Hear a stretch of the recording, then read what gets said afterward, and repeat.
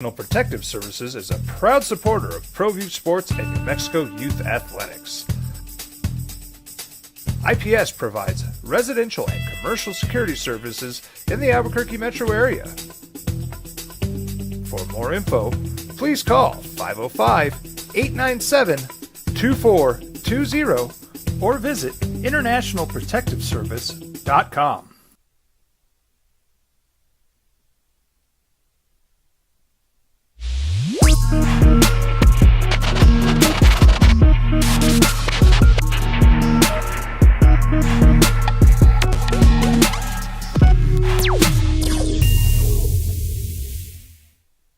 Teenagers love a party, especially during prom and graduation season. Often, alcohol is involved. Some parents think that hosting a party with alcohol in their home will keep the kids safe, but it's wrong and it's illegal.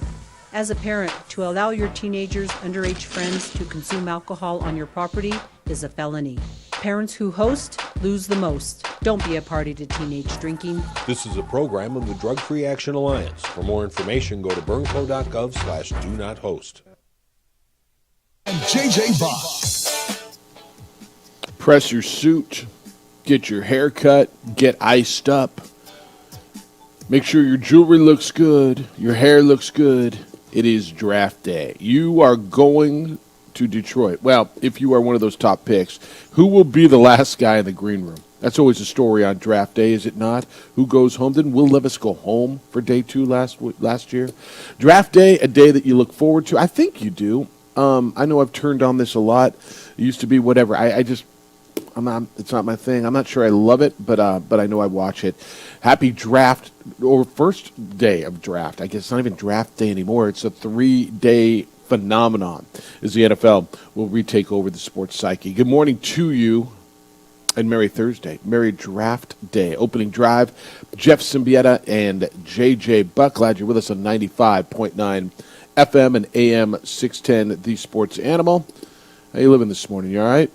What it do? Got looks like you're busy back there, huh? Very busy. No Bobcat today? No Bobcat. It's like a one day you had nothing else to do, and hey, we'll throw Bobcat at you. Why not? I mean, who every day you probably walk in and go, wow, what do we got today, huh? You fired up for draft day? I know this is something you like. Absolutely. It's the inexact science, but it's the thing that can change your future unlike anything else. Because this is how NFL teams are built. And we're hyper-focused in the first round. We're going to talk about the quarterbacks, as we should, but 2nd through 7th round, undrafted free agents. This is how you build winning football teams. This is how you establish consistency over a couple of years. When your window opens, whoever you may be as a playoff team, it's because you hit on that 5th round pick. It's because your scouting department was able to tell you some guys to pick up as undrafted free agent. This is how you establish yourself as an NFL franchise that gets dubs, and it starts tonight. It does, and this is where the high-profile stuff is. I can't agree with you more. I think day 2, and even more so, I would argue day 3. If you look through rosters and the majority of players, obviously, you get 1 round today. I think, do you get 2 rounds tomorrow or just 1 round tomorrow? 2nd and 3rd round tomorrow night. 2 rounds tomorrow. So 4 through 7 on Saturday. Yeah, 4, 5, 6, and 7. So you got 4 rounds the next day. And that's where, I keep pointing back to some of the ways rosters were built, and I always refer to Seattle when they built the Legion of Doom and how they built from the middle of the draft and what they did with rounds 3, 4, 5, 6, even 7, and where guys are. But today will be the high-profile stuff, the quarterbacks, and so many of the stories. And you'll watch it, and I think you will. I know I will. And then when we sit there tomorrow, and JJ, I will be there tomorrow in that building, which would be nice. We'll talk about who won and who didn't win and what do they need to do and why did this team make a trade. And I think we fully expect, both you and I, a trade at 4 or 5. And I think you feel more likely at 5. Arizona is at 4. The Chargers are at 5. And we both feel Minnesota wants a quarterback and wants one badly. Probably J.J. McCarthy, if you feel like Drake May is going to be the number. I think that the key now is what happens at 3, right? I think we're all pretty sure and would be stunned, and while not much stuns you in sports, it would be stunned if Caleb Williams does not go number 1 overall at the top of the draft to the Chicago Bears. And then with number 2, the Commanders, everything indicates Jaden Daniels now, right? It does. I think the Patriots are doing the right thing. You take a step back and you listen. Could you get 3 to 4 first-round picks for someone to trade up? Because if you're talking 11 to 3, that would probably get you the Vikings 2 first-round picks this year and a first next year for sure. And you know that you do have so much you need to redo for the Patriots. But then on the flip side, it's how well do you have Drake May graded? If you have Drake May, even as the number 2 quarterback on your board, and even with the understanding that you're going to have to take a step back and even sit him this year, which is fine with Jacoby Brissett, you have to take that quarterback then. And that's what is always fascinating about this, because you hear so many analysts and so many fans just like, yeah, trade down, get draft capital. Well, it comes down to, what are you trading out of? If you have a player rated a certain way, because there's not 32 first-round picks. NFL teams will tell you that. Sometimes there's 15, sometimes there's 17 of first-round players they have rated. First-round quality picks. Like guys that are legit first-round picks. You don't trade out just because you get an extra pick somewhere. And that's what I think is fascinating with 3 and 4. It comes down to how high do the Patriots have Drake May graded. If they believe, this guy is a first-round pick, we have him right there with Daniels nipping at the heels of Caleb Williams. You take him and you move on. And then the same thing for the Cardinals. Like, is their biggest need plus best fit player available at that spot connects with Marvin Harrison Jr. And with them having 27, I think they're okay with not having to trade out, because they have 11 picks in this draft. And the team I would be looking at that I think is keeping their fingers crossed about trading back is the Chargers. I think, well, I agree with you on the Cardinals. I think the Cardinals stay at 4. I think the Cardinals are going to take Marvin Harrison Jr. and get themselves a stud receiver.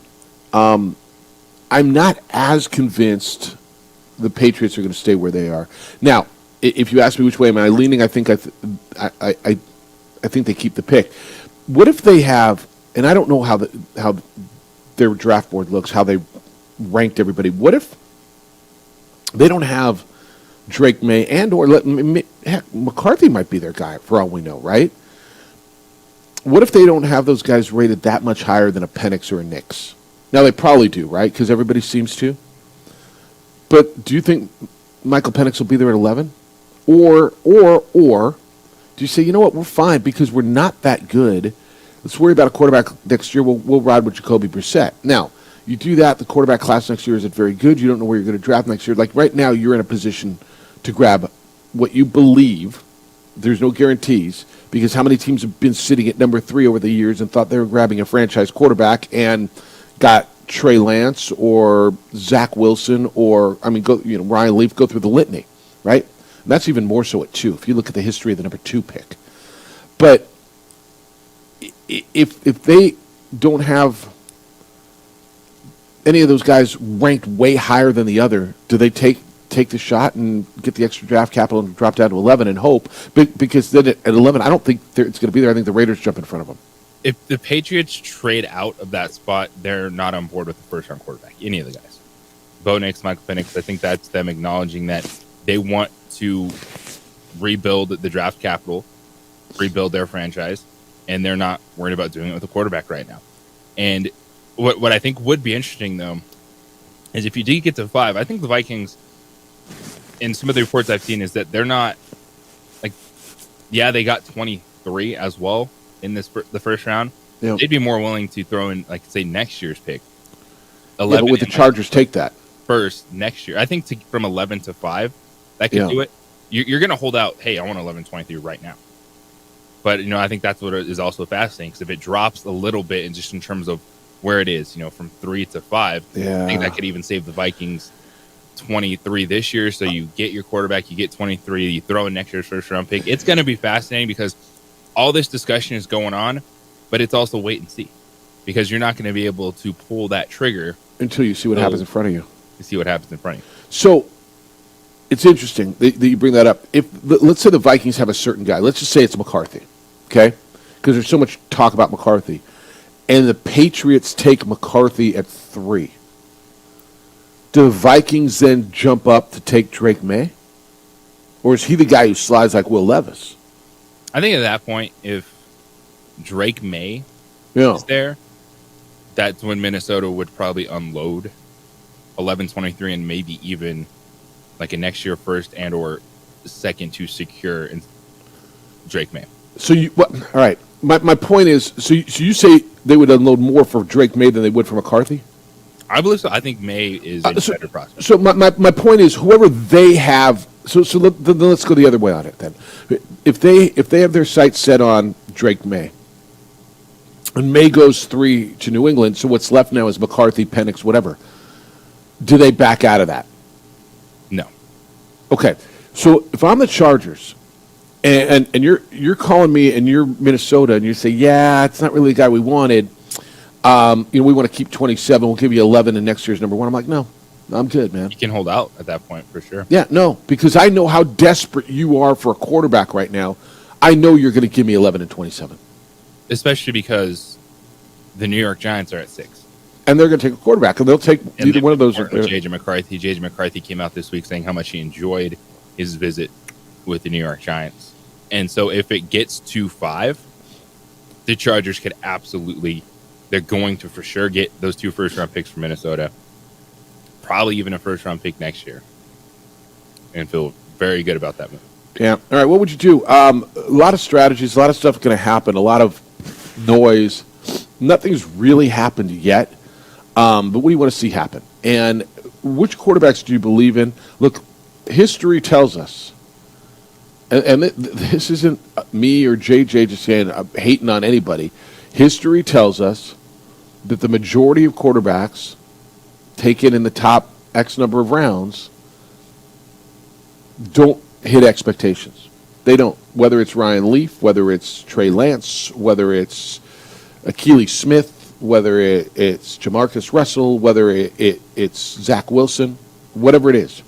So who do you trust? I was watching something, JJ, one of the Talking Head TV shows, and the question was, they go around the panel, who is the can't-miss prospect? And one of the guys said, man, there ain't no can't-miss prospects. That's why that dude right there who used to be a former general manager, that's why he's working with us. Because there's clean prospects. Yeah. Like, I think there's guys that and I heard a lot of people talking about, like, Bijan Robinson last year. Like, one who just, like, you just trust that, he's at least he's going to be successful wherever he goes. I think there's guys like that, but there is no can't miss because there's so many factors involved. Yeah.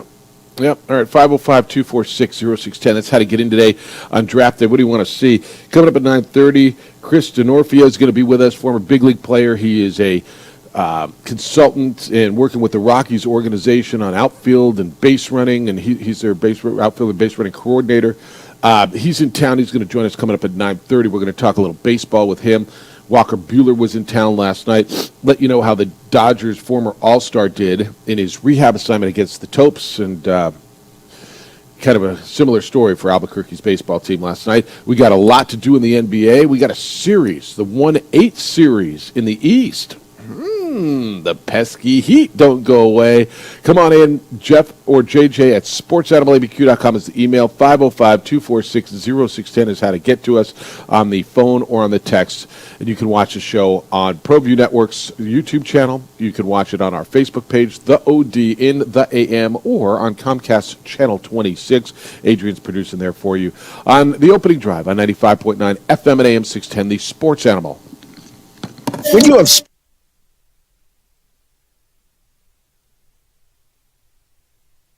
We would like to thank the following sponsors for making this broadcast possible. What's going on, Lobo Nation? Ja'Cory Krosky-Miller here. And I'm Devin Dampier. The Lobo football team is going through some changes, but we're here to stay. We'll put in the work on the field and in the weight room, but we'll need your help off the field. 505 Sports Venture is leading the charge in the NIL space. And you can be part of it. you make my heart better. Shorty, she better than all my intentions. Locked in, shorty, you got my attention. CEO, baby, I get you the business. Touchdown and pay you a visit. What's going on? Who are you guys? Well, sir, I'm gonna pick you up at the DWI checkpoint for drunk driving. And that's when I have to come down to get you out of jail. Well, temporarily. I'm Judge Torres. They call him the Hammer. Hey, hot off the presses, champ. I'm real proud of you, honey. Way to make them happy back home, Captain. Who's that? That's your new buddy in jail.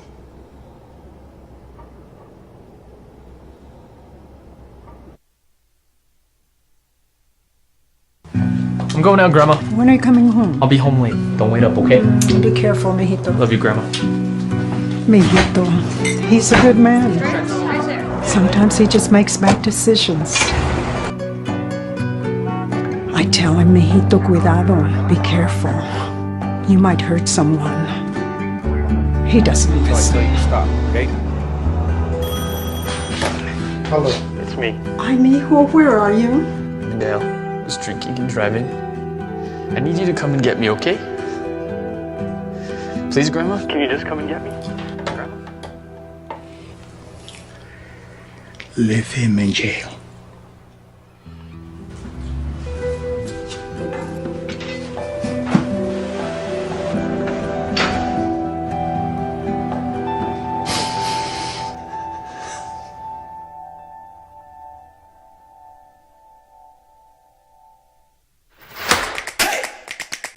Albuquerque's leader in sports is Pro View.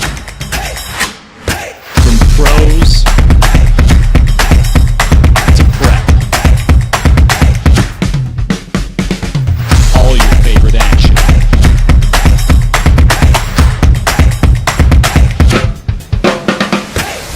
All your favorite talk shows.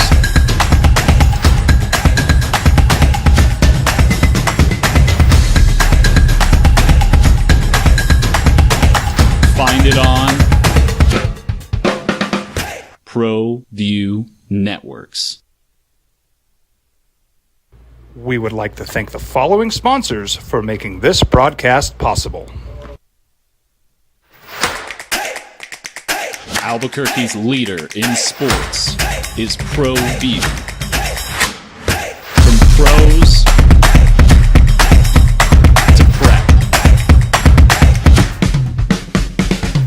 All your favorite action.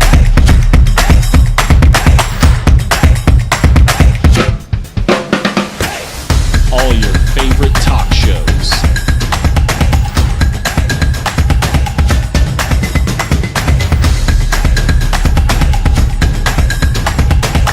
Find it on Pro View Networks.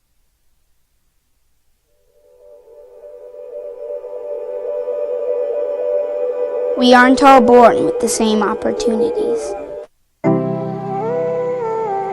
But it's the people who care that change everything. Get ready, Sprout, get ready! My coach, my teacher, my older sisters, my grandma, my brother, my tutor, my dad, and my mom. As Mexicans, it's up to all of us to do our part. So that no child goes without love. And no family has to do it all on their own. They're all our children. Every single person is called to make a difference in the life of a child. It's up to all of us to do our part. To pull together. Pull together. Pull together. To make New Mexico the best place to be a kid.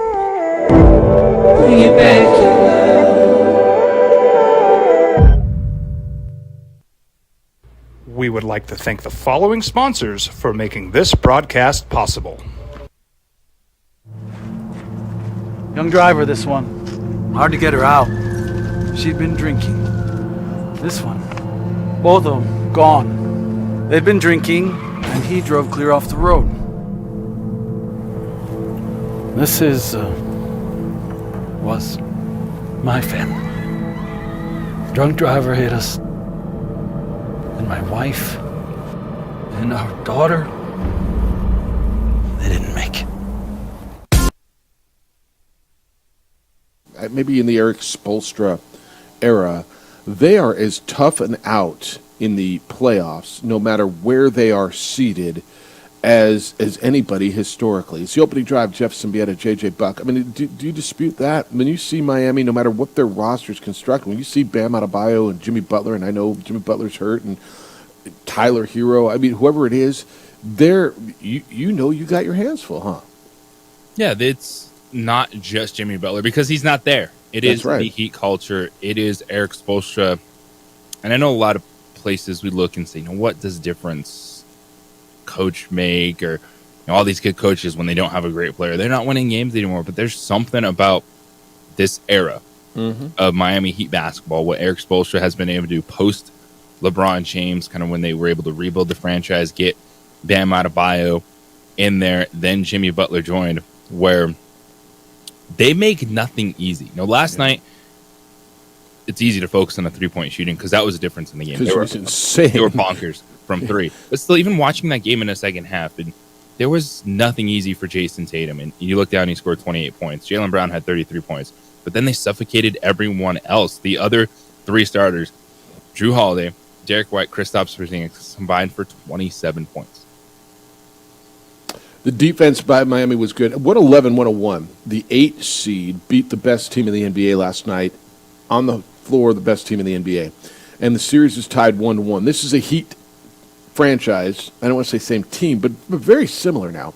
That beat Boston last year in the playoffs, stunned the world, and went on to the NBA Finals and lost to Denver. Tyler Hero was 6 of 11 from three-point land, had 24 points.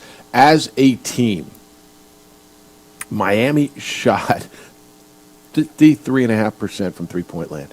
They were 23 of 43. Highsmith had 3 off the bench. Robinson, I mean, Caleb Martin, for crying out loud. They're going nuts, and I don't think they're going to win the series. Okay, I think the Celtics will win this series. Celtics are just better, but they make nothing easy. And I don't believe this is a hot take, but I mean, I'll say it anyway because it's not a hot take show necessarily. Eric Spoelstra is a Hall of Fame coach, and if you took me around the National Basketball Association right now, I don't know that you could definitively tell me there are 2 guys who are a better coach than him in the NBA. There's a reason he had the highest contract ever given to a coach.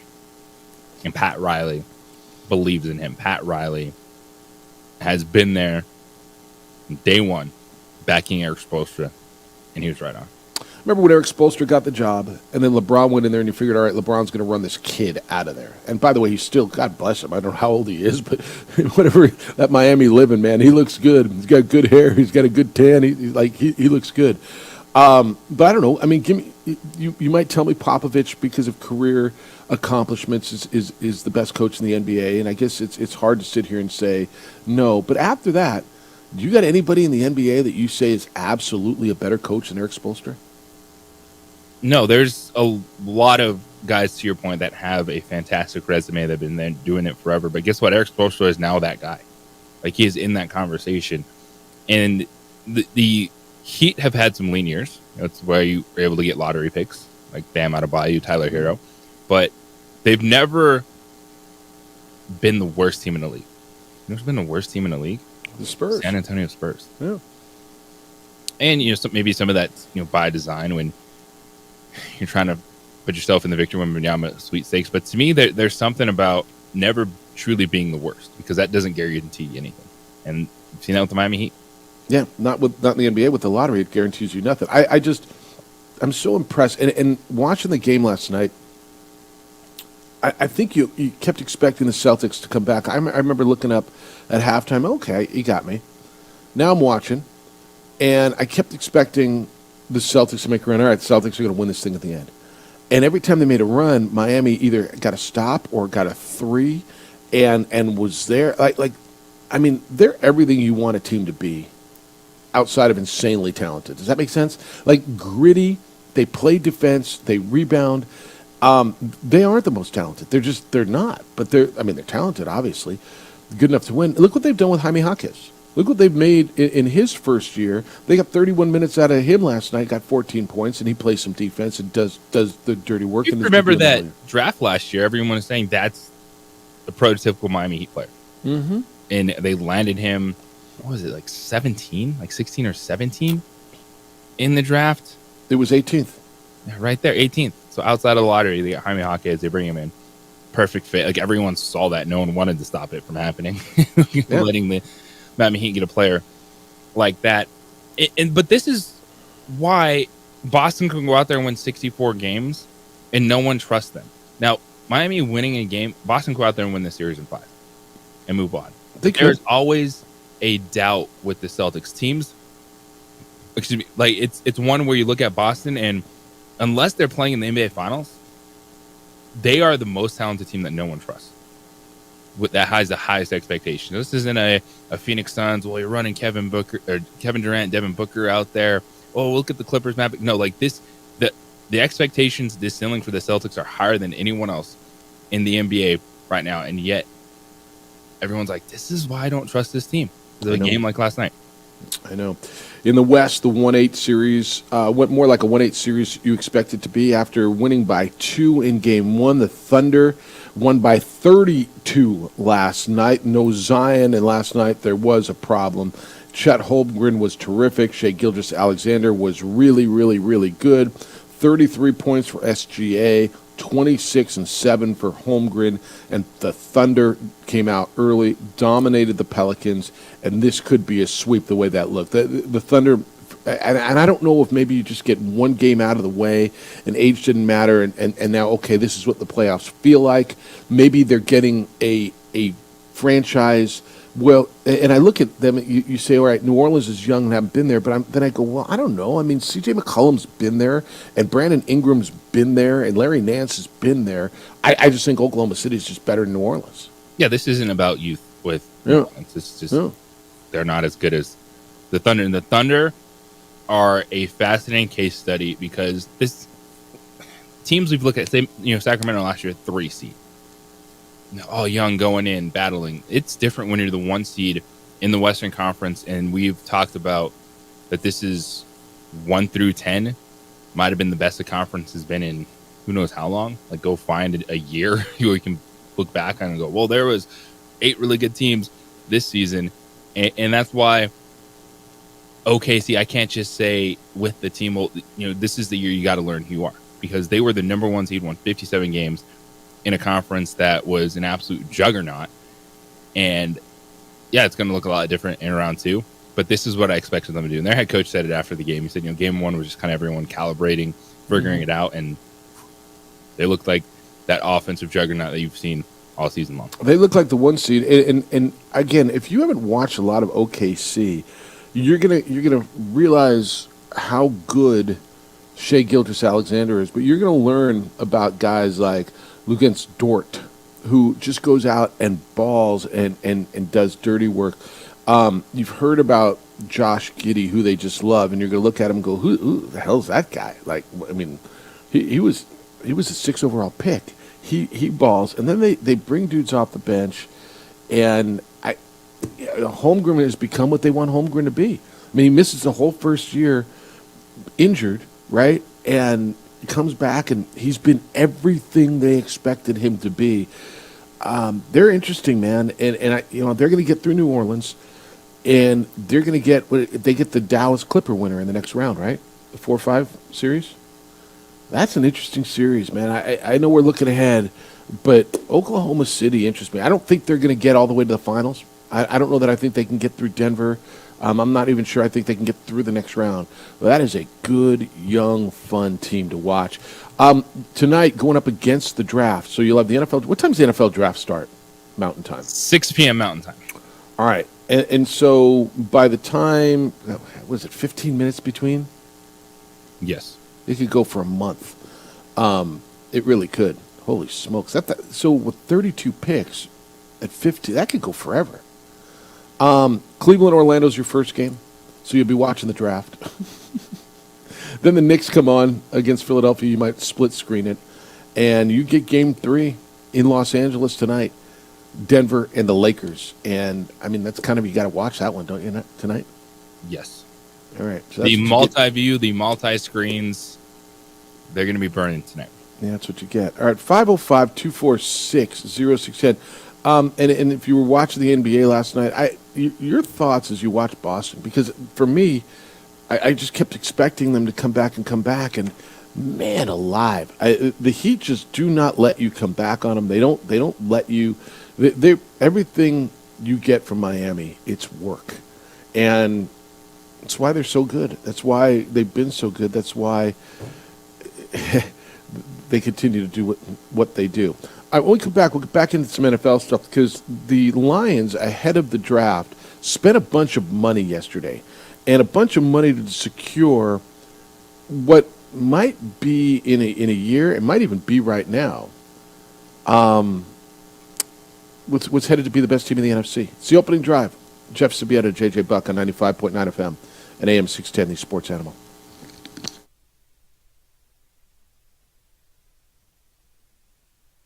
We would like to thank the following sponsors for making this broadcast possible.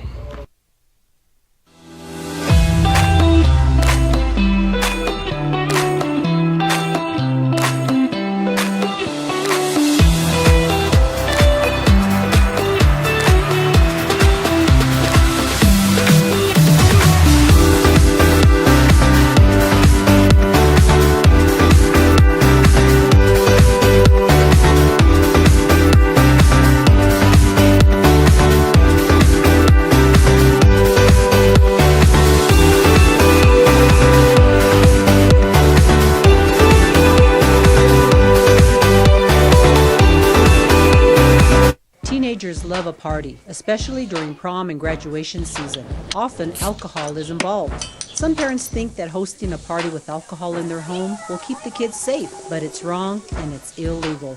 As a parent, to allow your teenagers' underage friends to consume alcohol on your property is a felony. Parents who host lose the most. Don't be a party to teenage drinking. This is a program of the Drug Free Action Alliance. For more information, go to burnco.gov/do-not-host.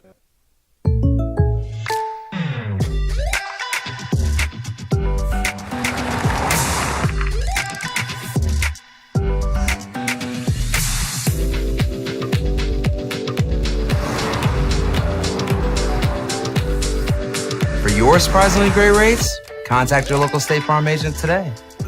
If you want the real deal, call State Farm agent Marty Size in Albuquerque today. Like a good neighbor, State Farm is there.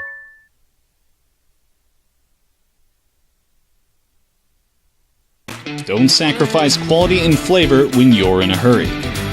Golden Pride offers ribs, fried chicken, red and green chili breakfast burritos, and Frontier sweet rolls. 4 great locations, or visit us online at goldenprideabq.com. Golden Pride Barbecue Chicken and Ribs are proud supporters of ProView Sports. Hi, I'm Steve Stucker here for Dr. Robert Melendez and the Juliet Eye Institute. You may remember me like this, but no more. The glasses are gone. I tossed them months ago because of a brand new procedure from Dr. Melendez known as RLE, Refractive Lens Exchange. The latest technology, the best eyesight I've ever had in my life, and you can check it out by clicking on the link in the description right here.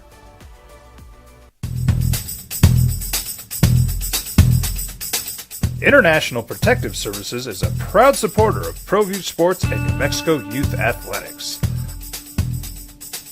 IPS provides residential and commercial security services in the Albuquerque metro area. For more info, please call 505-897-2420 or visit internationalprotectiveservice.com. What's going on, Lobo Nation? Ja'Cory Krosky-Mir here. And I'm Devin Dampier. The Lobo football team's going through some changes, but we're here to stay. We'll put in the work on the field and in the weight room, but we'll need your help off the field. 505 Sports Venture is leading the charge in the NIL space. And you can be part of it. You make my heart better. Shorty, she better than all my intentions. Locked in, shorty, you got my attention. CEO, baby, I get you the business. Touchdown and pay you a visit.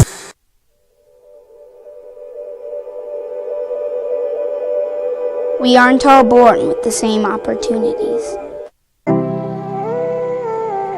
But it's the people who care that change everything. Get ready, Sprout, get ready. My coach, my teacher, my older sisters, my grandma, my brother, my tutor, my dad, and my mom. As Mexicans, it's up to all of us to do our part. So that no child goes without love. And no family has to do it all on their own. They're all our children. Every single person is called to make a difference in the life of a child. It's up to all of us to do our part. To pull together. Pull together. Pull together. To make New Mexico the best place to be a kid.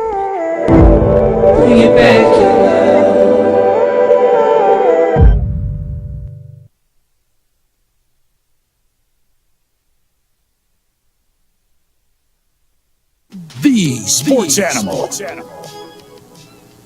Haven't seen a flurry of trades yet in the National Football League, and I don't know that we will. Maybe we will. We'll see. You got to believe something's going to happen somewhere with the Vikings trying to get to 4, 5, probably not 6, maybe 3. We'll see. But there have been some signings and some noise. The biggest trade, JJ, I guess, is the biggest trade Zach Wilson going to the Broncos?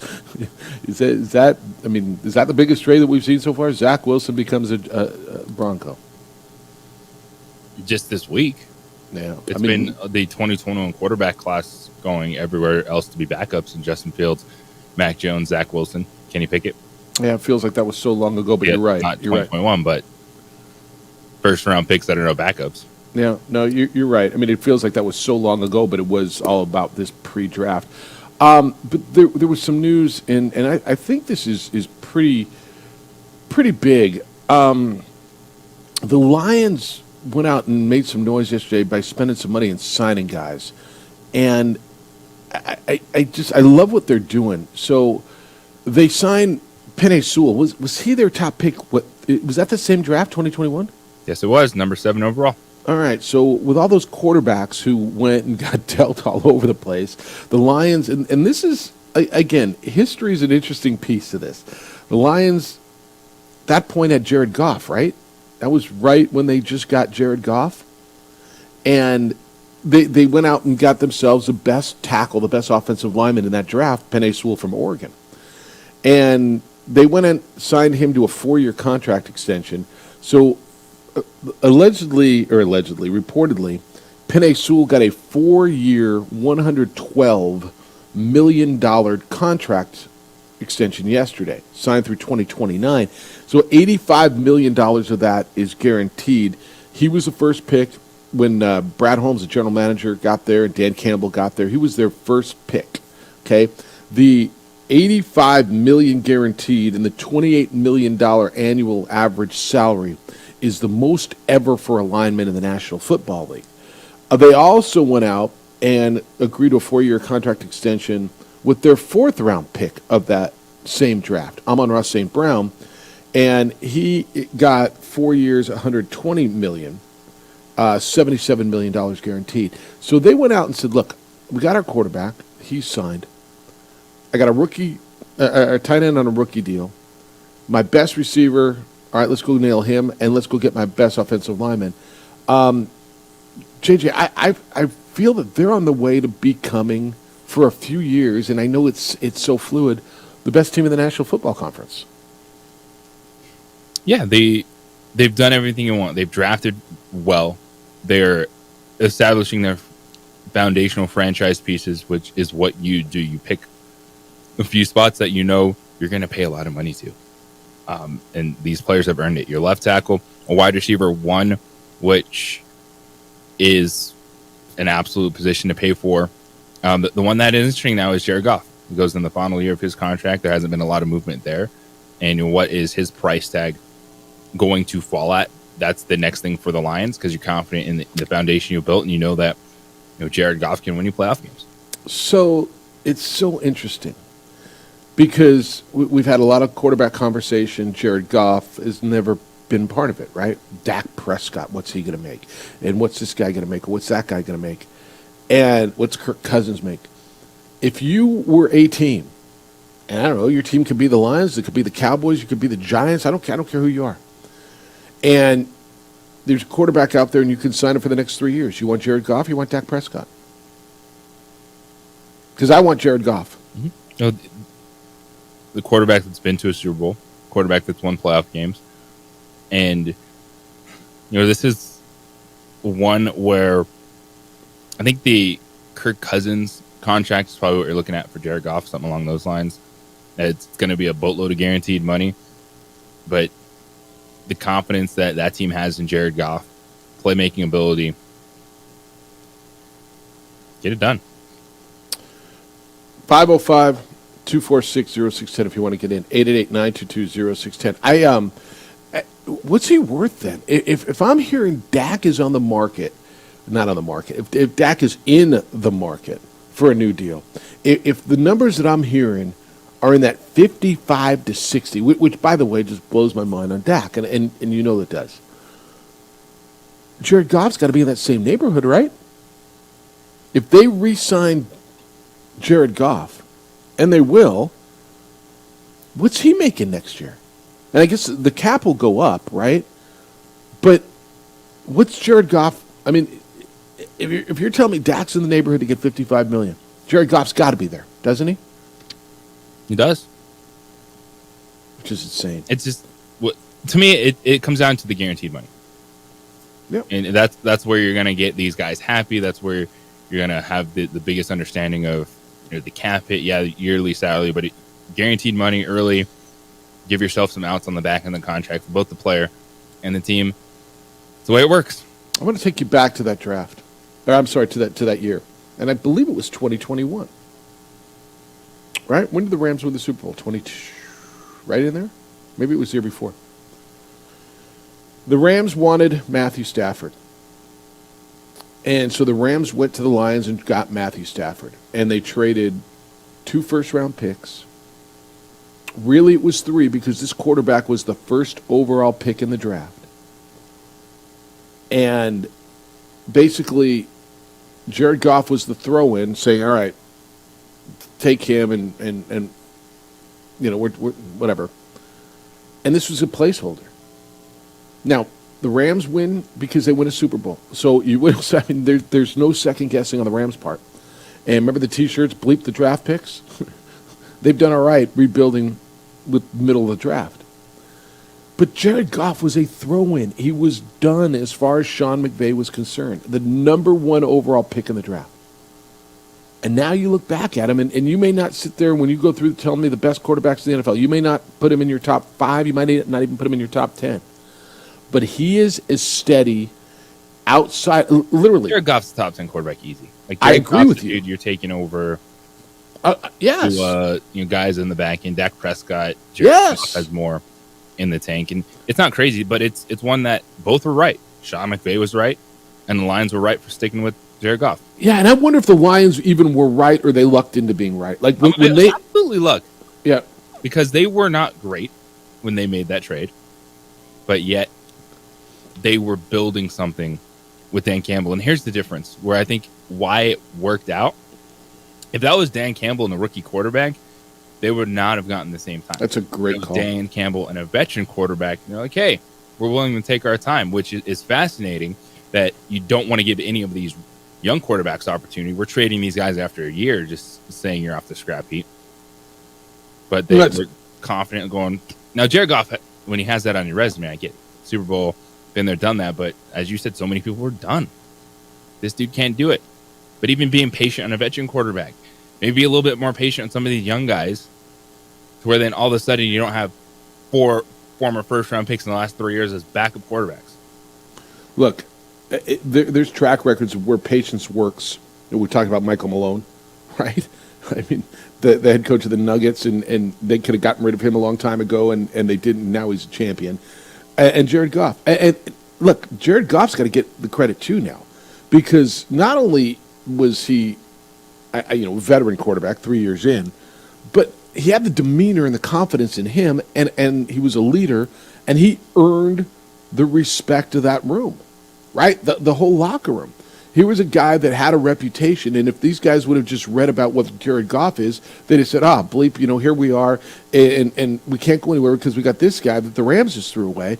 But he went in there and won the respect of that room and won, and look where he is now. And by the way, just stayed steady.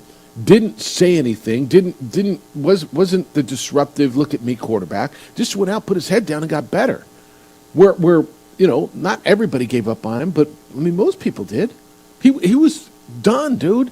And Sean McVay's as respected as there is in the NFL, and he's the guy who said, "Yeah, I don't want that guy anymore." And he went over there and rebuilt his career, rebuilt the franchise.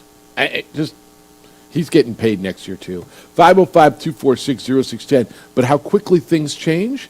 2 years ago, this franchise was the next up and coming, and they're going to be around forever. And now, a bunch of dudes want out on draft day. It's the opening drive on 95.9 FM at AM 610, the Sports Animal.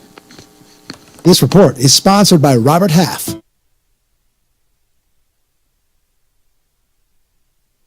We would like to thank the following sponsors for making this broadcast possible. Teenagers love a party, especially during prom and graduation season. Often, alcohol is involved. Some parents think that hosting a party with alcohol in their home will keep the kids safe, but it's wrong and it's illegal. As a parent, to allow your teenagers' underage friends to consume alcohol on your property is a felony. Parents who host lose the most. Don't be a party to teenage drinking. This is a program of the Drug Free Action Alliance. For more information, go to burnco.gov/do-not-host. If you're drunk, blasted, intoxicated, rip, plastered, destroyed, bruh. If you're like this, you shouldn't be driving.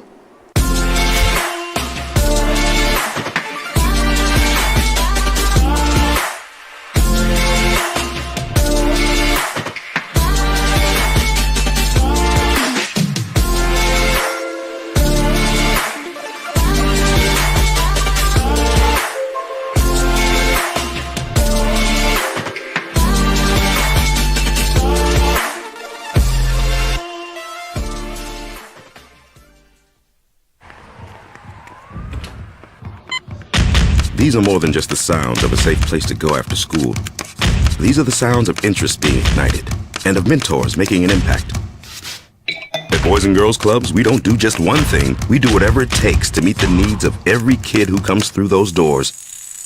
Because whatever it takes is what it takes to build great futures. Great futures start here.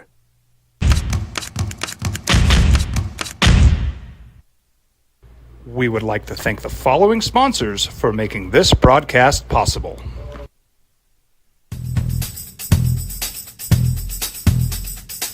International Protective Services is a proud supporter of ProView Sports and New Mexico Youth Athletics. IPS provides residential and commercial security services in the Albuquerque metro area.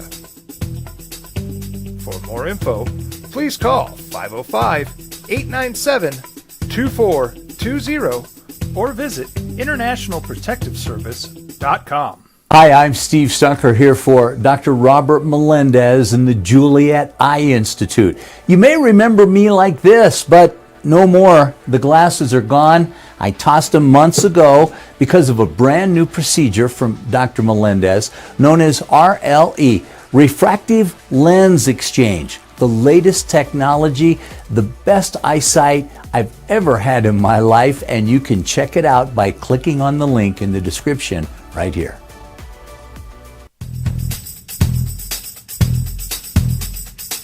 International Protective Services is a proud supporter of ProView Sports and New Mexico Youth Athletics. IPS provides residential and commercial security services in the Albuquerque metro area. For more info, please call 505-897-2420 or visit internationalprotectiveservice.com. If you're drunk, blasted, intoxicated, rip, plastered, destroyed, bruh. If you're like this, you shouldn't be driving. Albuquerque's leader in sports is ProView. From pros to prep, all your favorite action.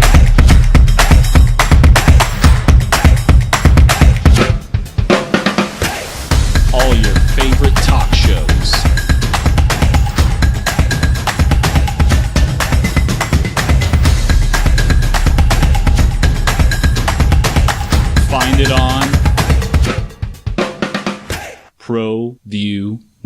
Networks. We would like to thank the following sponsors for making this broadcast possible.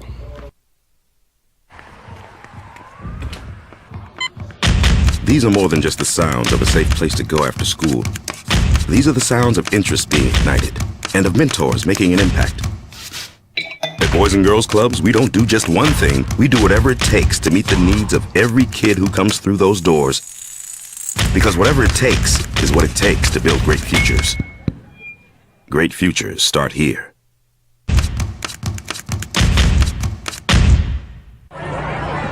Hey, look! It's Dwight Goodman! Boom!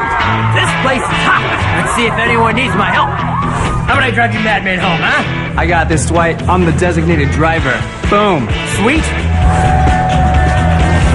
Does anyone need Dwight's help getting home tonight? No thanks, Romeo. I've got a taxi all lined up. Text line says Dak will not take 1 penny less than $50 million a year. Dallas needs to cut its losses and go. Yeah, where are they going? And that's the key, right? Where are they going? Are they cutting their losses and doing what? They got a quarterback, a good quarterback. Is he good enough? Good enough to what? I mean, that's the whole conversation, right? But I'm not sure I disagree with you. I think he's probably not going to take less than that, and somebody will give it to him. Because when we sit here 360-something days from now, JJ, somebody's going to be looking for a quarterback and not have draft capital, and is going to be willing, if, in fact, Dallas does not sign, and it's going to be 320 days from now, if Dallas doesn't sign Dak Prescott, somebody will. And you can sit here and say, look, what if Aaron Rodgers retires? Would the Jets sign him? The Jets probably would want sign him. Jets would sign him in a heartbeat, right? Steelers would sign him. Who knows where we're going to be at this point? Who knows what Will Levis is going to end up being for Tennessee? Seattle would sign him. Tennessee would sign him. Denver might sign Broncos him. would sign him. Well, yeah, like Dak Prescott's going to have a home, and quarterbacks are going to make a lot of money. Are some quarterbacks going to be overpaid? Yes. But then that's what you have to figure out is you have a good enough quarterback to win games. How do you put pieces around him? All right, so as much as I sit here, and this is why I'm real cautious to say I think Detroit is building themselves for a long time. I believe they are, but this is how quickly things change. JJ, was it 2 years ago? 3 years ago? When were the Bengals in the Super Bowl and lost to the Rams? 3, right? 3 years ago. And they were building, and they were going to be the franchise. And here they come. They have the young quarterback. And what have they done since? Not much. Joe Burrow's been hurt a lot. And this is how quickly it changes. Now dudes are saying, I want out. You're not paying me. I want out. Their defensive end, their edge rusher, Trey Hendrickson, requested a trade Wednesday. T. Higgins wants out. Hendrickson got a 1-year contract worth $21 million. There was an $8 million signing bonus. Then he was great, so he was looking to cash in again, and now they're looking to go the other way. This is just how quickly it changes, and why everybody tells you NFL stands for what? Not for long, right? Well, this all comes down to Joe Burrow's health. 100%. He's healthy. They're a different football team. But that's nothing to do with T. Higgins, Trey Hendrickson. It's like you can pick one, and that's what T. Higgins is saying. It's like, yeah, you guys are going to pay Jamar Chase. You can't pay both those guys. You can have one high-paid wide receiver one, and then T. Higgins is at the end. And they missed that window to get back because Joe Burrow was hurt. And so you pay Jamar Chase, Joe Burrow's under contract, and you're going to have to keep your fingers crossed that you can find that next guy that can be that wide receiver too, what Jamar Chase and T. Higgins were. No, oh, that's right. I agree with you 1,000%. But that's how fragile it is, right? Your quarterback goes down, you're playing Jake Browning, and you don't make the playoffs. And this is a team that I think we go into, and they were almost a given. Oh, yeah, Cincinnati's in the playoffs. And then you realize, well, they're playing a really tough division. Cleveland's good. Baltimore's really good. Pittsburgh's still Pittsburgh and beating people every year. And so, but that's how quickly it changes. And I just watch that. I mean, I'm not willing to tell you that they're done as long as they got Joe Burrow.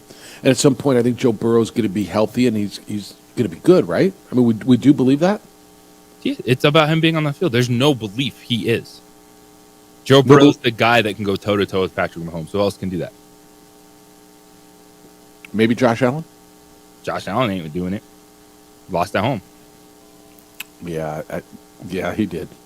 Yeah, he did. Like, that's the one thing, and that's the biggest thing is Joe Burrow has some dubs over Patrick Mahomes, regardless, regular season, postseason, and that's why there's that belief there. Stephon Diggs catches the ball. That step. Yeah, Stephon. I mean, I'm still going to put Josh Allen in there, the guy that can go total. I mean, if there's a guy, I don't think there is anybody that. I don't think Joe Burrow even does. But if there's a guy, I'll put Josh Allen with Joe Burrow. I mean, Stephon Diggs catches the ball, we might be having different conversations. If they defend for 13 seconds, we're absolutely having different conversations. Like, Josh Allen's got to be sitting back going, what more do I got to do, man? His dudes make plays, mine don't. But you can never say that, right? I mean, you think Josh... Fascinating year for Josh Allen, too, because they're taking a step back and putting even more on him. I agree, man. They better find themselves... Where do they draft? They're at 28. But they have... and I think when you have a quarterback, though, like Josh Allen, yes, you want weapons, absolutely. But what Buffalo is also telling you is that they believe that he can be an elevator. Yeah, but you got to have someone to elevate, right? I mean, Khalil Shakir, Boise State Bronco. You like that? You think that's where they go? All right, I'm listening. He's their wide receiver 1 right now. Well, that's what. All right, and he was fine, but they better go get something. All right, we'll talk some baseball at 9:30. Chris Denorfia is going to be with us. He's a roving instructor for Rockies, and he's in town. 505-246-0610. What should, pick your team. Who should they get? What should they do in the draft? It's the opening drive on 95.9 FM and AM 610, the Sports Animal.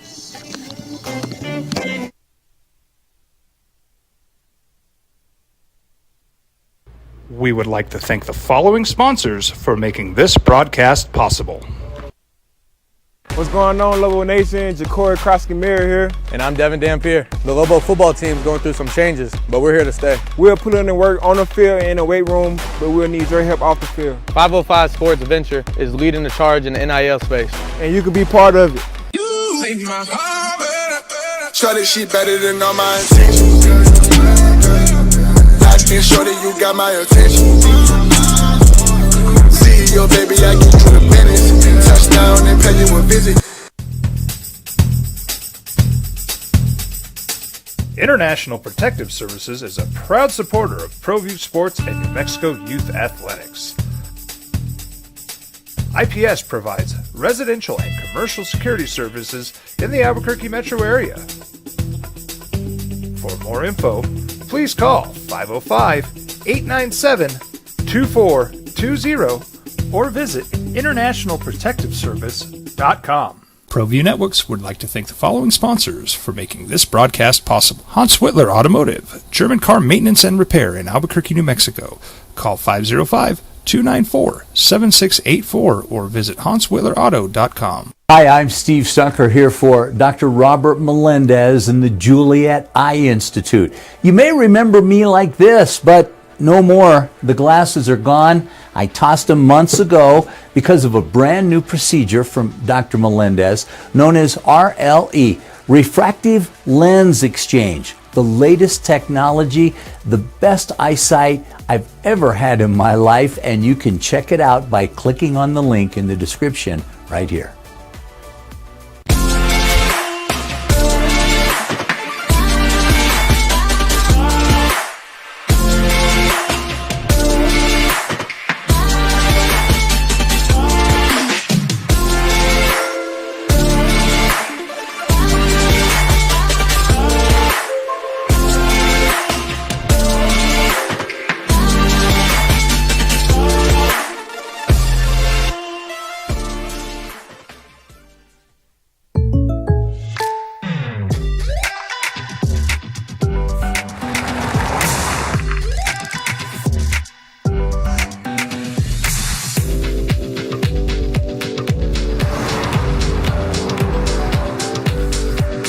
Your surprisingly great rates? Contact your local State Farm agent today.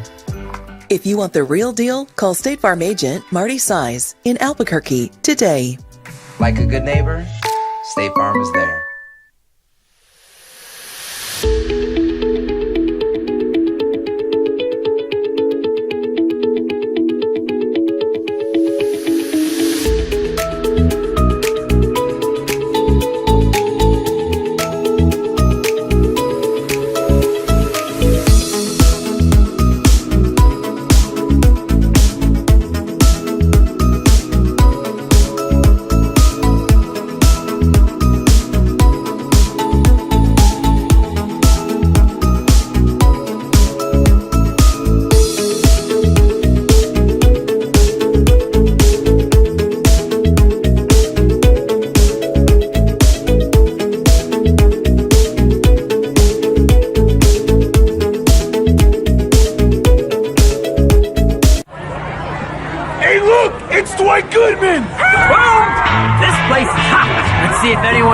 help? How about I drive you madman home, huh? I got this, Dwight. I'm the designated driver.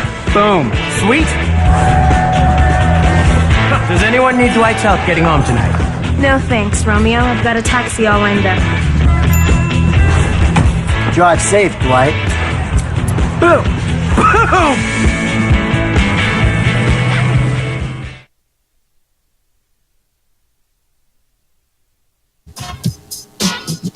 Now, voted the best sports show in New Mexico for 5 years running. It's the OD in the AM with 3-time New Mexico Sportscaster of the Year, Jeff Symbieta and JJ Buck.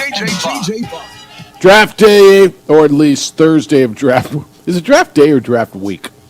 Like draft weekend, draft. What the? 3 days. What is 3 days a weekend? Is it? But it's not goes into Sunday. Is it? What the hell is it? It's just NFL draft. Starts tonight. It's opening drive. Jeff Symbieta and JJ Buck. Thanks for being with us this morning on 95.9 FM and AM 610. The Sports Animal. We get Ice Strokes baseball this afternoon. Is that right? We get day ball today. I think. Walker Buehler pitched last night. The two-time All-Star for the Dodgers was in town rehabbing with Oklahoma City. Topes touched him up for 5 earned runs. He went 4 innings.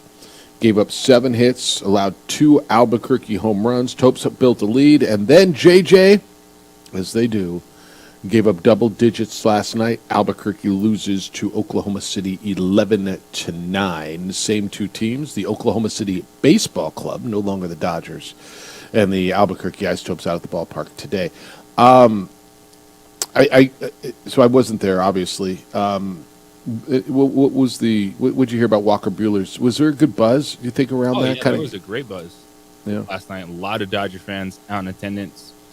This is the fun side of minor league baseball is when you get these opportunities, rehabbing major leaguers, especially star players, come to town, and it was a fun night.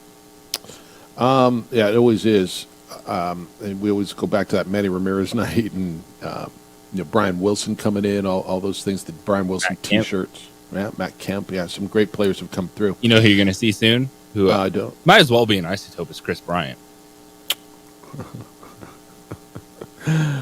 When's he coming through? We went on the IL last week, so probably in a couple weeks. Somebody asked me. I'm looking for it yet. We got it yesterday. I didn't read it. It said, who's a bigger bust, Chris Bryant or Russell Wilson for Denver sports? Chris Bryant. But it'd be Russell Wilson because there was higher expectations. It's always going to be the NFL quarterback. Always going to be the NFL quarterback. Right. That was just a signing that made no sense. You trade the best third baseman in franchise history. Yes, franchise history. I know it goes back to 1993. But instead of just acknowledging, hey, transition, here we go again, try to rebuild, you go out there and pay Chris Bryant a boatload of money to never play baseball for a team that had no expectations of him. Yeah, and he made a whole lot of money, didn't he? I mean, a whole lot of money. That a boatload is a lot, right? All right, speaking of that, text line says Dallas can go from spending $50 million plus a year on one player, Dak, or spending $50 million plus a year on 4 players. Who cares what happens next? Dak is clearly not good enough to get them to the Super Bowl. Let him be someone else's financial burden. I just don't know how you go and say, okay, I don't care what's next. He's not our guy, so let's just. I'm not far from this texter's point of view. I'm not, but I don't go as far as who cares what's next, because you have to care what's next if you make a move like that, right? And this happens. It fans when you don't win a championship, when you don't advance in the postseason, they're going to sour. And Dak Prescott is actually in a really good spot because he knows other teams are going to value him. Dak Prescott is a good quarterback, but you're not going to convince Cowboy fans that he needs to be signed long term. And guess what, Cowboy fans? Chill out. Your owner, for the first time, you can agree with him on something. He's not extending Dak Prescott. He's not giving him $125 million guaranteed. He's telling Dak that it's a prove-it year for him and the Cowboys. Yeah. And Dak is willing to show up and willing to play. And it's not a crazy spot to be in. It's actually a pretty darn good spot to be in, going, hey, if we win a bunch of playoff games, get the NFC Championship game, maybe we do believe in this guy that's won a lot of football games for us and we can move forward. And if not, you get the cut bait. Yep. Yeah, they're both in a position where they can get what they want. They both can. They both can. All right. What does New England do at 3? So the draft starts tonight. New England's in a really interesting position. I'm not telling you a great position, but a really interesting position.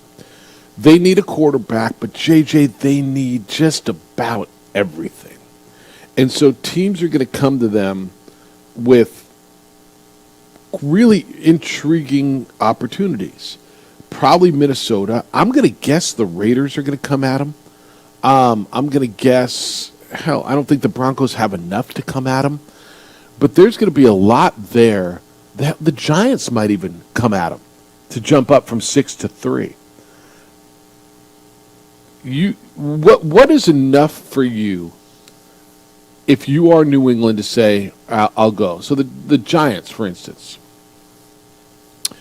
they got Daniel Jones. They took him. They signed him. Like, is it enough to say 6 and what? So you drop down 3 spots.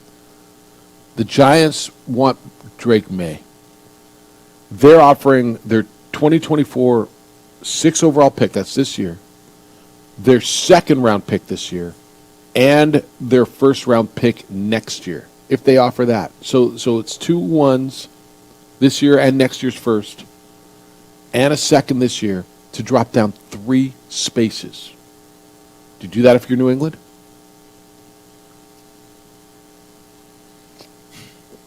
I don't think it's going to cost that much. Because when you look at what Carolina did last year to get up, it was 2 first-round picks and some other ones. But this is one. All right, let's play it out. Where's Drake May graded, man? If you believe he's a legit first-round pick right there with Jaden Daniels, you take him and move on. You don't listen. But if you don't, if he's not graded that way on your board, then you're going to get at least 2 first-round picks and some other capital. Start trying to rebuild your team. All right, Minnesota. They could give up the 11th and 23rd this year. So that's 2 first-round picks, next year's first-round pick, and the report is next year's 4th-round pick to get up to number 3. So you're getting 2 firsts this year, a 1st next year, and a 4th next year. Is that worth moving down, what is that, 8 spots? If you're not drafting a quarterback, yes. If you're not drafting a quarterback. Which deal you like better? You like the Giants or you like Minnesota? I almost like the Giants. Although, well, maybe I don't. Maybe Minnesota gives me more because I get it this year. What about the Broncos? Patrick Surtain. I'm just looking at some of the crazy stuff that's out there and some of the offers. And you start going, I mean, what's it worth to you? If you're trading Patrick Surtain, yeah, he's going in to picked up his 5th-year option, who is a top-flight cornerback in the NFL. Your 1st-round pick plus next year's 1st-round pick, it's Jaden Daniels or Drake May. Well, obviously, because you'd be moving up to number 3. So it's yeah. So they said Surtain, this year's number 12, and a 3rd-round pick next year. I mean, gosh, if I'm the Broncos, that's almost. If I could pull that off, I think I'm looking at that, right?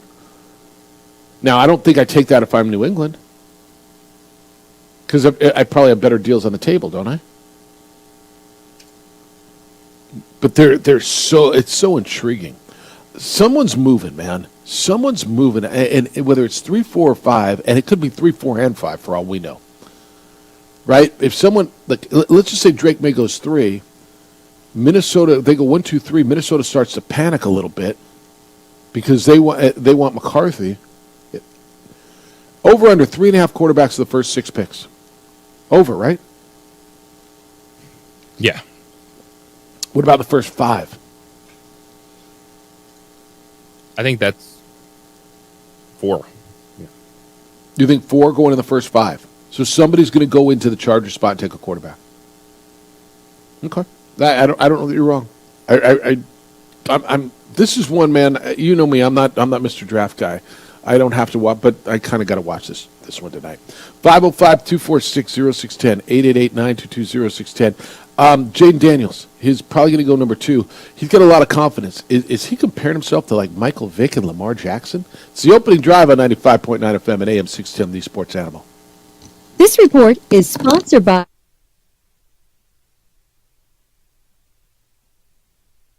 We would like to thank the following sponsors for making this broadcast possible. Don't sacrifice quality and flavor when you're in a hurry. Golden Pride offers ribs, fried chicken, red and green chili breakfast burritos, and Frontier Sweet Rolls. 4 great locations, or visit us online at goldenprideabq.com. Golden Pride Barbecue Chicken and Ribs are proud supporters of ProView Sports.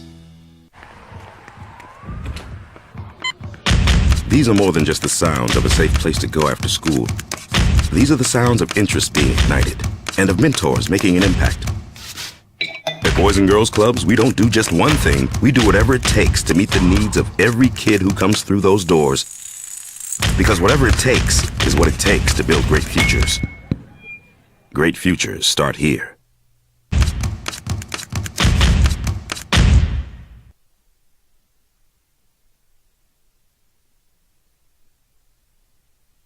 We would like to thank the following sponsors for making this broadcast possible. What's going on, Lobo Nation? Ja'Cory Krosky-Miller here. And I'm Devin Dampier. The Lobo football team's going through some changes, but we're here to stay. We'll put in the work on the field and in the weight room, but we'll need your help off the field. 505 Sports Venture is leading the charge in the NIL space. And you can be part of it. Shorty, she better than all my intentions. Make sure that you got my attention. See your baby, I get you the minutes. Touchdown and pay you a visit. Teenagers love a party, especially during prom and graduation season. Often, alcohol is involved. Some parents think that hosting a party with alcohol in their home will keep the kids safe, but it's wrong and it's illegal. As a parent, to allow your teenagers' underage friends to consume alcohol on your property is a felony. Parents who host lose the most. Don't be a party to teenage drinking. This is a program of the Drug Free Action Alliance. For more information, go to burnco.gov/do-not-host. Hi, my name is Daniel Chavez, and this is my business partner, David Chavez. We are the owners of Indeed Safety. Indeed Safety is a local safety consulting company helping our clients with their safety needs for their projects. One of the things we pride ourselves as a construction safety company is helping our men and women in construction get home safe every day to their families. Indeed Safety is a proud supporter of ProView Network.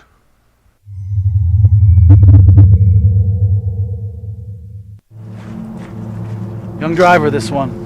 Hard to get her out. She'd been drinking. This one.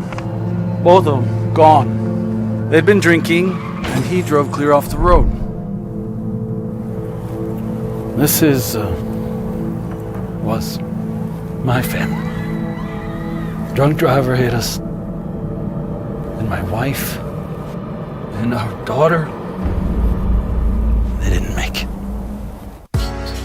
I was born in New Mexico. I grew up on these streets. I got in trouble here, and I fought my way back in boot camp. I love New Mexico, especially the people.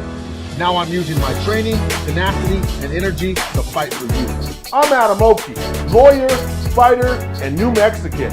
I was a local athlete here in New Mexico, so I'm proud to support your local athletes.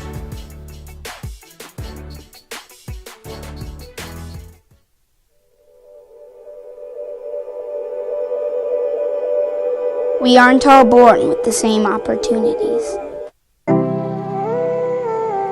But it's the people who care that change everything. Get ready, Spout, get ready!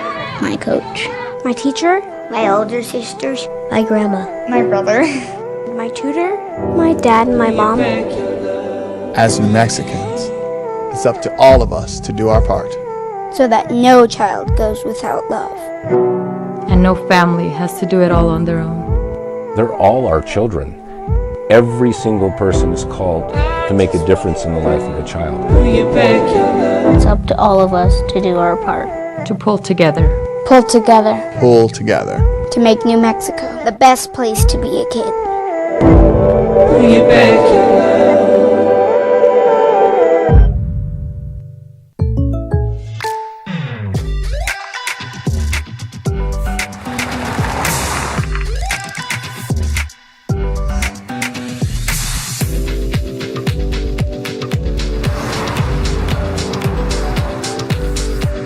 For your surprisingly great rates, contact your local State Farm agent today.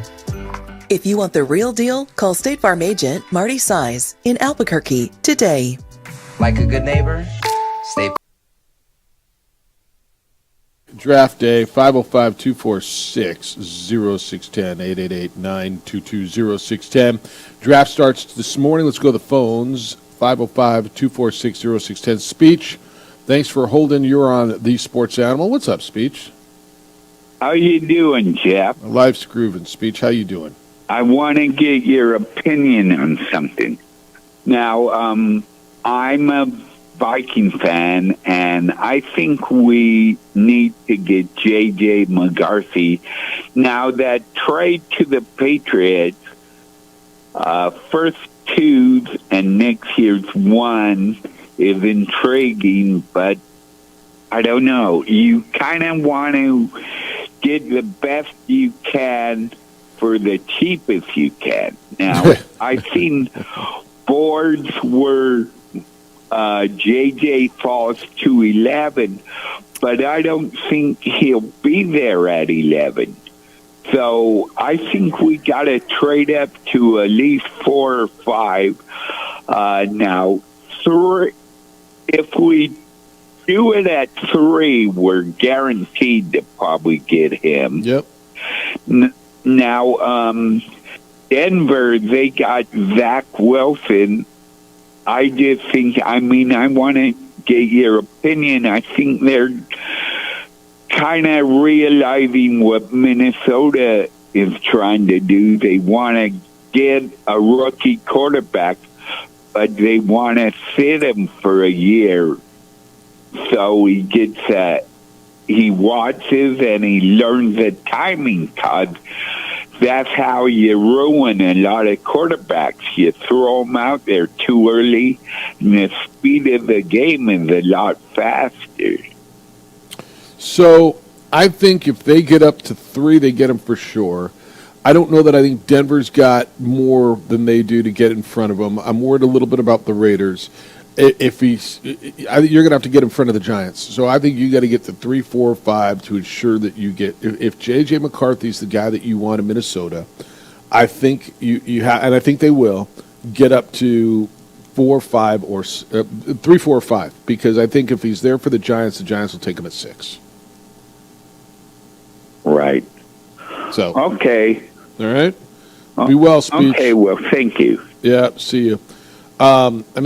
JJ, that's kind of where I feel with this whole thing. I don't love McCarthy as much as some others do, but it feels like Kevin O'Connell really likes him in Minnesota.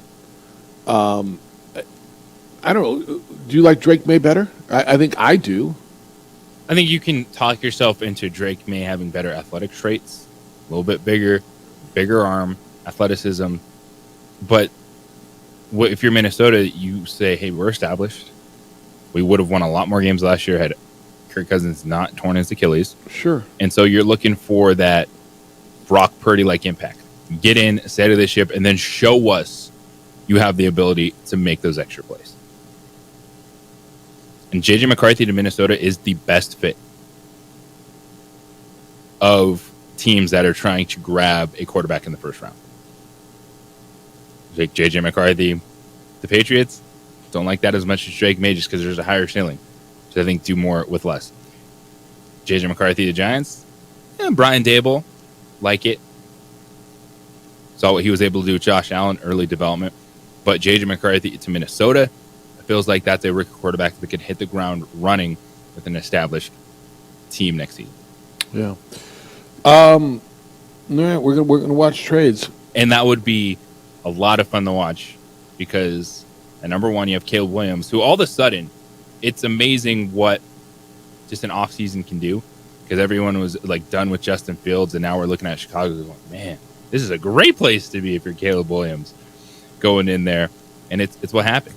It's like Matt Eberflus sticks around, but all of a sudden, like, well, you got Keenan Allen, you got DeAndre Swift. This is amazing. Yeah, they went out and got weapons, and DJ Moore's still there. And Look at and just the conversations we could be having at quarterback in that division next year with Jared Goff, Jordan Love, yep, Caleb Williams, and if it is J.J. McCarthy from Minnesota. Yeah. Yeah, all of a sudden that division turns really, really good. No, it's fun, and you look. I mean, who would you say would be the best quarterback? I don't know. I mean, you kind of got to go with the veteran. I imagine at this point. I want to see what Caleb will. You know, I'm not as sold as everybody else is on Caleb Williams being an absolute. Like he's not Andrew. None of these guys are absolutes. All right, right. I 100% agree with that. I'm not nearly as sold on Caleb Williams is going to be that guy that most people are. Now, if I'm picking number one, yeah, I take him. Okay, I think he's got the biggest upside. You go through, and everybody, I'm going to lean on, I haven't done the film work. I haven't looked at his footwork. I'm going to listen to all the people who do, because that's what they do. That's why they get paid. There's a few intangibles, and I don't know him, that I would go, I'm a little concerned. You know, when Daddy's really, really, really involved, it concerns me a bit. And we're going to do a story in the next segment where Daddy's really involved, and we're going to talk about that. But I get a little worried about that. Well, I think it gets to a point too where you're able to cut that off, like when you become professional, like you make that transition. Like your family is always going to be chirping, for the most part, but it's can you put enough of that buffer out there? And I think once Caleb Williams becomes the number one overall pick, as a quarterback of the Chicago Bears, like he's going to start, establishing himself and moving forward, and it'll just be, the fluff pieces on Pro Football Talk that pop up and go, whoa, look at Caleb Williams' dad tweeted this. Okay. How do you think the city of Chicago is going to respond to the Bears' $5 billion with a B proposal for a new domed lakefront stadium? $5 billion, so $3.2 billion for the new stadium, plus an additional $1.5 billion for the infrastructure. The team in the city, and they say the project's going to have green space and open space, and will improve access to the city's museum campus, and it can include a publicly owned hotel. Why don't you tell me it's a damn football stadium? That we're going to do monster trucks and concerts in there, and talk about it that way instead of trying to blow smoke up my backside about a damn museum. It's because they're trying to sell it to the non-football people. I get it. What happens in this city? Every single time something comes up, it's about everything else but the main product that's in it. Oh, look, we're going to have a brewery, and we're going to be able to do this, that. It's a sports stadium, and then see what happens. Bears swear that it'll generate $8 billion in economic impact for the region. They say that they're putting up to a little over $2 billion from the Bears, $300 million, which is pittance here, from an NFL loan, $900 million in bonds from the Illinois Sports Facility Authority, and the funding from the rest of it, I guess, they're going to get from a 2% increase on their hotel tax. At some point, we're going to go to hotels. That's like, it's $180 a night and $180 in taxes and fees. Because the Bears need to build their new stadium. Like, what? I don't want to help the Bears build a stadium. I'm just here for work. Aren't hotels unbelievable? What's the room cost? Oh, it's $159 a night. It's and then great when you pull it up on the app. Oh, yeah. And it's $240, and you're like, wait, what the hell? Oh, yeah, because it's 20% here and 8% here and 4.1% here. And oh, yeah. Oh, you mean you wanted a water? This could be interesting, so man. The waters are $10 a pop in your hotel room. Don't touch the bar. Don't breathe. Don't look at it, man. The worst feeling is when you're at one of those, and you come back and they're not there. And you're like, what happened? I didn't touch it. I was like, I didn't touch this. Did they fall down? Did they try? Did they take them out of my room? Are they going to try to say I drank these? What happened? All magnetic charges. Yep. Oh, you drank a water? That'll be $12, please. When was the last time you had a Hershey bar? Usually I don't go for Hershey bars. When was the last time you had a candy? Reese's guy, or when was the last time you bought a candy bar? Oh, I buy candy all the time. How much? They're like $3-4. It's insane. Just a single candy bar now. Bought Barry Switzer a Hershey bar yesterday. He couldn't believe it was $2.75. Well, Yeah, I can understand that. He's like, and he had to come over to pay a nickel for this. He literally had to come over to the vending machine and go, "What the hell?" I mean, I'm not sure that I remember the last time I bought a Hershey bar, but all right, at $2.75. Remember when it was a quarter? I mean, just saying. Get better bang for your buck, buy a bag of M&Ms. No doubt. Speaking of money, transfer portal. So, who are the Lobos targeting? And one of the biggest names in the Mountain West Conference went all the way to the NCAA championship game, hit the biggest shot. He's in the portal. He wants to get paid. It's the opening drive on 95.9 FM and AM 610, the Sports Animal.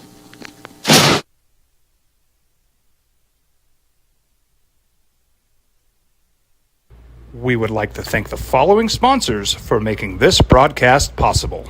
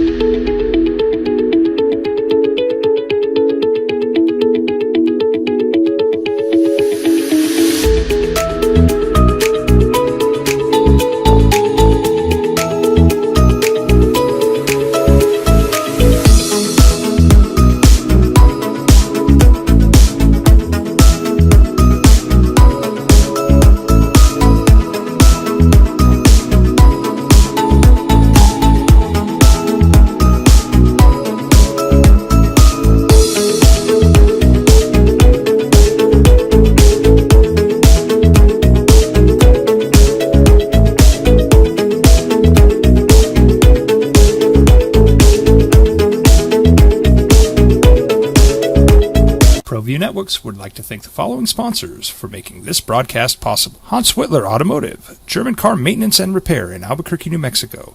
Call 505-294-7684 or visit hanswhitlerauto.com.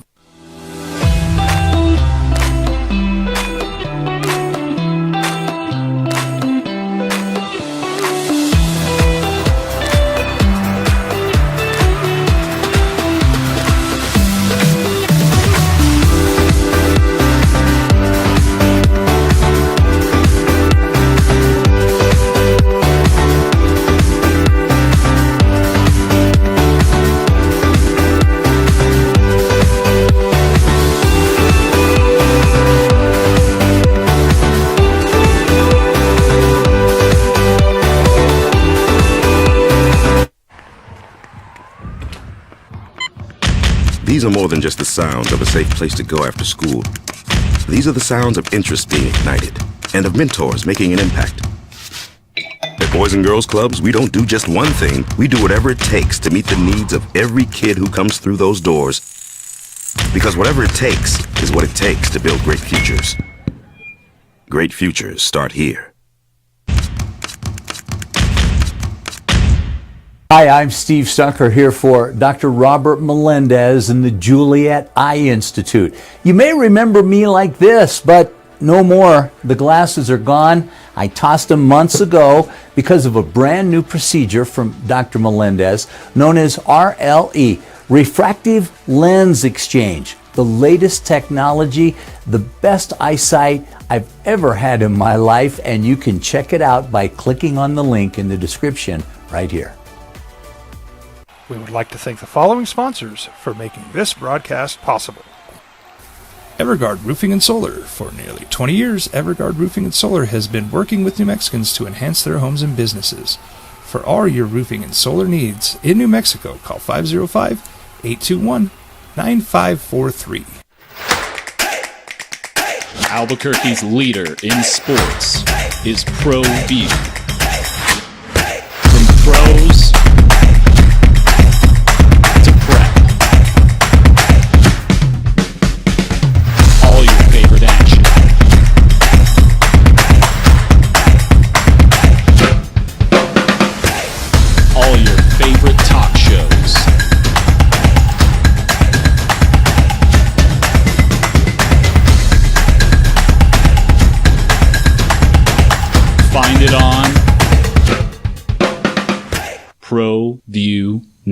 works. We would like to thank the following sponsors for making this broadcast possible. If you're drunk, blasted, intoxicated, rip, plastered, taint, destroyed, bruh. If you're like this, you shouldn't be driving. I was born in New Mexico. I grew up on these streets. I got in trouble here, and I fought my way back in boot camp. I love New Mexico, especially the people. Now I'm using my training, tenacity, and energy to fight for you. I'm Adam Oki, lawyer, fighter, and New Mexican. I was a local athlete here in New Mexico, so I'm proud to support your local athletes.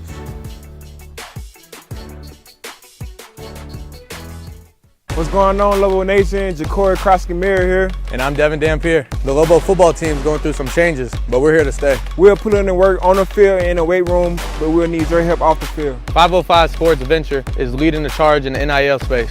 And you can be part of it. You make my heart better. Shorty, she better than all my intentions. Locked in, shorty, you got my attention. CEO, baby, I get you the business. Touchdown and pay you a visit.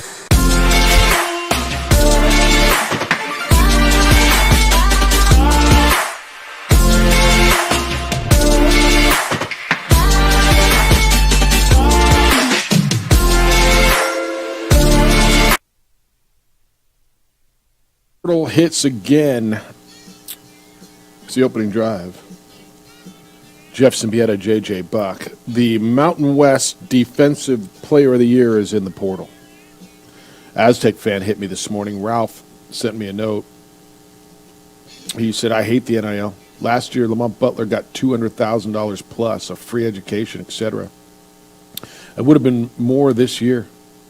His family drives to games. He is probably the single most memorable moment in Aztec sports history, and he's compelled to leave for more money. From logic perspective, can't blame him, but still it sucks. Lamont Butler went in the portal, JJ, yesterday, and it's interesting. This is now he's testing the NBA waters, and he said he open to coming back to San Diego State. But this is, and I'll read you some of the quotes. This is 100% money driven.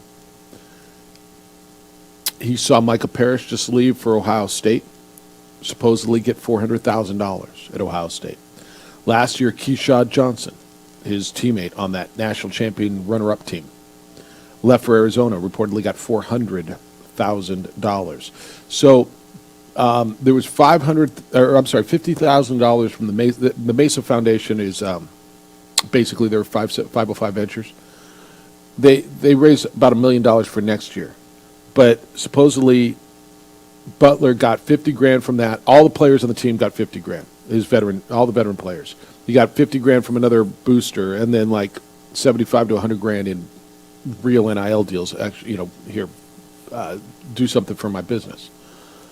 His dad, Lamont Sr., told the San Diego Union Tribune's Mark Ziegler, quote, "For us, it's more of a business decision. Our family, we sacrificed last year financially, and this year we just weren't willing to sacrifice again with the opportunities that are before us. We talked and said, we've heard the numbers out there, so let's get in the portal and see how it goes," end quote. Flat out about money. He said that he's been approached, he, representing evidently his son, with crazy NIL deals. His word was crazy. And now they're going to go, and Lamont Sr., this is the dad, JJ said, quote, "They have to put their money where their mouth is. We've heard the numbers. We haven't talked to any schools, but you know how they have 7 or 8 people down the line talking to you so they don't get in trouble. Now once we hit the portal, we can talk directly with the schools and find out what the real numbers are. I'm sure the phone is going to start ringing. I don't think things will change. I still feel like he's left a legacy." So, I mean, this is flat out, man. I got 1 more year of college. Pay me. And in this system, as it should be, go get it. Because there's a chance that Lamont Butler, in 1 year of college next year, makes more money than he ever would playing professional basketball. 100%. I agree with you. And so if this is the system, go do it. And fans are going to be upset, so be it. Guess what? The colleges are not going to do anything about it.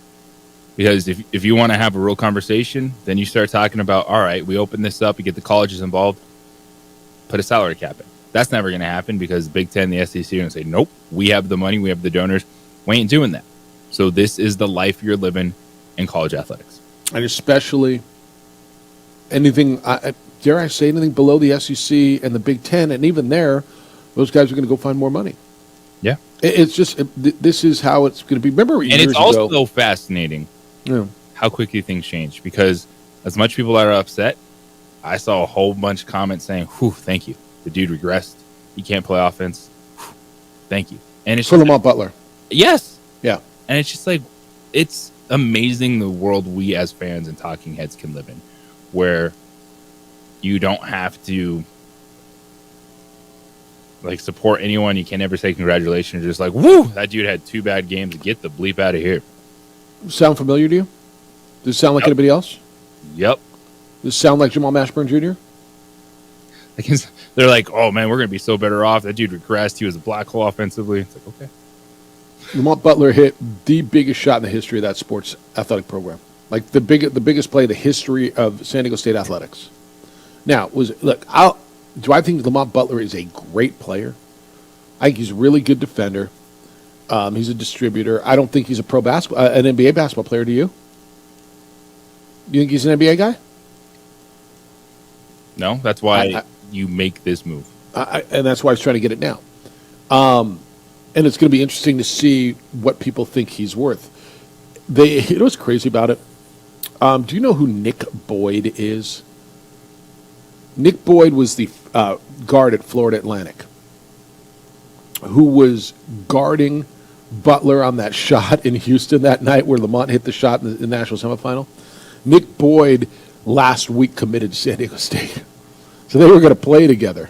Nick Boyd's kind of a point guard. More of a point. He was going to take Tramel's spot. And they were going to play together. And they still might. Brian Dutch has somewhat left the door open. I don't know that I believe that Lamont Butler is going to go out and get $400,000 or $500,000 in NIL. Do you? What his dad just said is the whole thing. It's easy to say, but no one can prove it. Like, you can say whatever you want. Like, there's no offers, like legit offers. Like, are they sending you a fax of this is what you're going to do? Because Lamont Butler and, well, apparently his dad now go to every program, and they're not going to check this. They could walk up and say, well, you know, the school over here offered my kid $400,000. You come up with $500,000. Here we go. They're not going to call the other collective or whatever. So and I don't know that he's that big of a difference, but he's a nice, steady guard. Like, he's a good player. Here's what's lost in the whole thing, and I know it doesn't mean anything anymore. Does Lamont, how does this, and you can tell me it doesn't matter, how does this affect his legacy? Lamont Butler would have gone down as after Tony Gwynn, maybe Kawhi Leonard, one of the most beloved, and San Diego State's got players now. You go up and down. I mean, baseball players from Mark Grace to Tony Gwynn to, football players, Marshall Faulk is on that list. And Marshall would probably be above it. But as far as legends in Aztec lore and in that city, the history, a city that's never won a championship. Think of San Diego sports, right? I mean, the Clippers never did when they were there. The Padres haven't. The Chargers left without winning one. They've never won a championship. That was as close as they ever came. How does it affect your legacy to chase 1 year's worth of money? It's not going to matter 10 years from now when I do the reunion of that team. They'll get them together and they'll still love them and they'll pay them. It's interesting. I guess it doesn't matter, right? Because it's about that season, not, you can come back to the Sweet 16 and that's fantastic. But, which they did. Yeah, and he's done that. And so when he comes back 10 years from now and they do the national championship team reunion, Lamont Butler, remember that shot he hit? Oh, you're the greatest ever. And nobody will remember that they'll remember, but nobody will care that he played 1 year at Illinois. And he'll walk out there looking nice, iced up, because he was able to earn probably more money than he ever will next year in college basketball. And that's where you are in this day and age. Vance Jackson did it, and when that's not really right. That wasn't an NIL thing.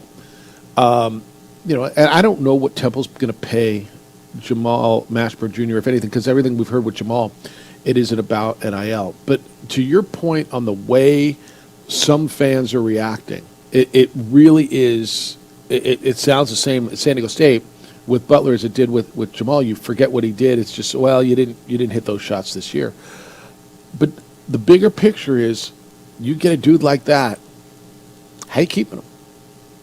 Agbo just left Boise State to go to USC to get paid. Lamont Butler's the Defensive Player of the Year. He went to get paid. Last year was Keyshawn Johnson. Micah Parrish off of that team went to get paid. Because you can't pay what those guys can. And, we can bring Kurt Roth in here every single day and say we need money. And you might raise $1 million. And it sounds like a bunch of money, and it is. Until you compare it with the people who are out there to take your players. And it ain't that much at that point, is it? And that's just the way it's going to be. And so for those of you, who say, I hate the portal, and I know. But what happens is then you go and take someone else's best player. Like Montana State's. Yep. Yeah. Yeah. The trickle-down effect. Rod says Mercenaries, Parrish, and Butler. Here's the problem, Jefferson. These guys were okay, but they didn't blow your socks off. Are they really worth $50,000, let alone more? Well, they're worth 50. And in fact, Butler was. Those guys. If you're paying your guys, so if Mashburn House, and I don't know what. Look, I don't know what House is making. I'm hearing in the area $250 Dent Toppin. If those guys are, then the guys who took you to the Sweet 16 to the Final Four and to the national championship game, those guys are worth $200,000. Yeah, they are. In today's market, they are, Rod. Now, are they worth $400 or $500? You know what they're worth? Whatever they can get. And Ohio State paid Micah Parrish, and I agree with you. I don't know that I think Micah Parrish is that great. But $400,000 at Ohio State is probably slotted a lot lower than $400,000 is slotted at San Diego State or New Mexico. And I hate to tell you this because it's supposed to be a different pool of money, JJ, but don't you think the football piece is a part of that? It's not just all alumni giving money, although it's supposed to be. Yeah, football piece is never going to be that impactful for Mountain West schools. So it's how do you survive in the current landscape, and it's, retain what you can, pick off others' good players, land a top 100, top 150 kid that you can develop for a few seasons, and all of this it's maybe even shrinking more, but it's what I've been saying the last couple of seasons. Like, these are 2-year windows now. And if you're lucky able to extend that or hit 2 years or even get to 3, my goodness, something special is going on. If you're lucky, yeah. All right, 505-246-0610. Where do Lobos go? And what do you want to see the Lobos do? They signed a guard, but now, what are you looking for, and what are the whispers in the portal? NFL draft is starting tonight. We'll get into that and keep scouring and seeing if anything's coming down, and is there a trade? I don't think you'll see it until we're in the draft. I really don't. But we'll watch that for you as well. Coming up at 9:30, Chris DeNorfia is going to be with us. He is the base running coach and the roving instructor for the Rockies. He's in town, and we'll talk to him about development in the Rockies and the Isotopes as well. International Protective Service continues to do amazing things. They heard you when you asked for their help to protect business and homeowners in Santa Fe. Lots of calls are coming in for service there. And if you live in Santa Fe and you're concerned about threats to your property in that area, give IPS a call. In Albuquerque, police response is still hours, especially for home and business break-ins. And in most cases, IPS is there within 7 minutes or less. They'll install alarms and camera systems. Then they'll monitor those 24/7 to raise the level of security around your home and your business. And I know you've noticed IPS officers at local businesses, Targets, Walmarts. They're making a difference for those businesses. They can help you too. They help me. They buy my home every single day. They make sure everything is in order. If you travel, they'll roll garbage cans to the curb and back. They'll pick up newspaper, mail, deliveries. Look, your home's supposed to be a place of security. And if someone breaks in, It devastates that security. Let IPS keep eyes on your home and your business around the clock. 505-897-2420 is the number. 505-897-2420. They're online at ipsglobal.com. Passionate about making Albuquerque and Santa Fe better places to live and work.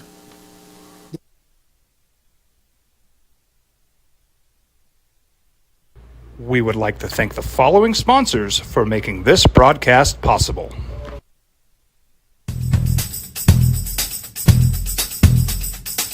International Protective Services is a proud supporter of ProView Sports and New Mexico Youth Athletics. IPS provides residential and commercial security services in the Albuquerque metro area. For more info, please call 505-897-2420 or visit internationalprotectiveservice.com. Hi, I'm Steve Stucker here for Dr. Robert Melendez and the Juliet Eye Institute. You may remember me like this, but no more. The glasses are gone. I tossed them months ago because of a brand new procedure from Dr. Melendez known as RLE, Refractive Lens Exchange. The latest technology, the best eyesight I've ever had in my life, and you can check it out by clicking on the link in the description right here.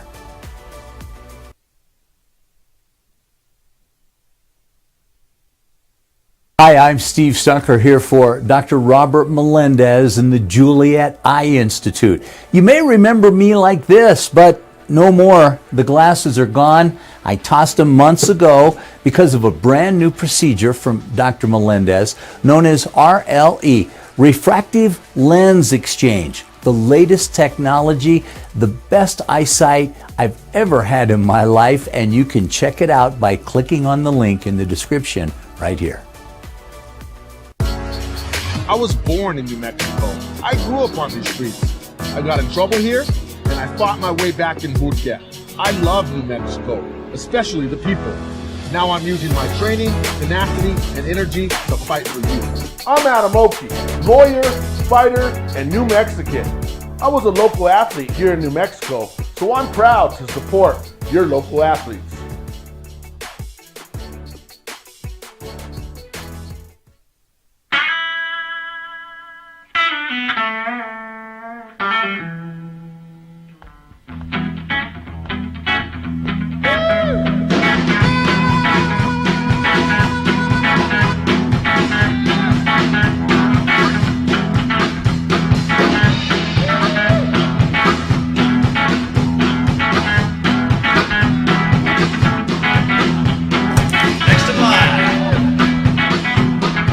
Rudy's is a proud supporter of ProView Networks. Albuquerque's leader in sports is ProView. From pros to prep, all your favorite action.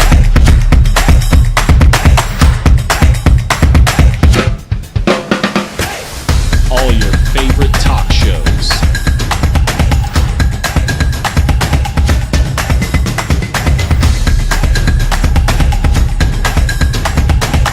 Find it on ProView Networks. Young driver, this one. Hard to get her out. She'd been drinking. This one. Both of them gone. They'd been drinking, and he drove clear off the road. This was my family. Drunk driver hit us. And my wife and our daughter, they didn't make it. Don't sacrifice quality and flavor when you're in a hurry. Golden Pride offers ribs, fried chicken, red and green chili breakfast burritos, and frontier sweet rolls. 4 great locations, or visit us online at goldenprideabq.com. Golden Pride Barbecue Chicken and Ribs are proud supporters of ProView Sports. Well, I'm going to the frontier, walk up to the cashier, order up a root beer and a number one. Cover it with green stuff, one scoop is not enough. Find a booth is real tough, back by the Duke. Meet my family, meet my friends in the quirkiest restaurant I have ever been. All of Albuquerque's favorite spot, it's the Frontier Restaurant. The Frontier Restaurant is a proud supporter of ProView Networks. Hi, my name is Daniel Chavez, and this is my business partner, David Chavez. We are the owners of Indeed Safety. Indeed Safety is a local safety consulting company helping our clients with their safety needs for their projects. One of the things we pride ourselves as a construction safety company is helping our men and women in construction get home safe every day to their families. Indeed Safety is a proud supporter of ProView Network.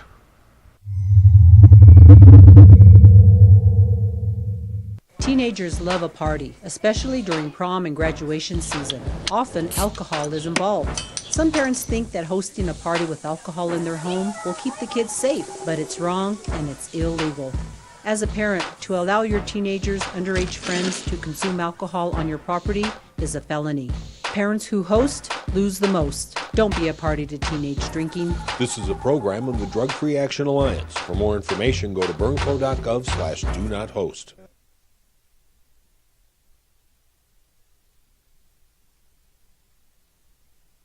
We would like to thank the following sponsors for making this broadcast possible.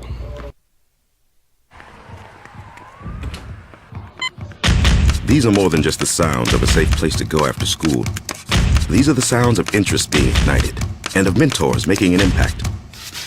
At Boys and Girls Clubs, we don't do just one thing. We do whatever it takes to meet the needs of every kid who comes through those doors.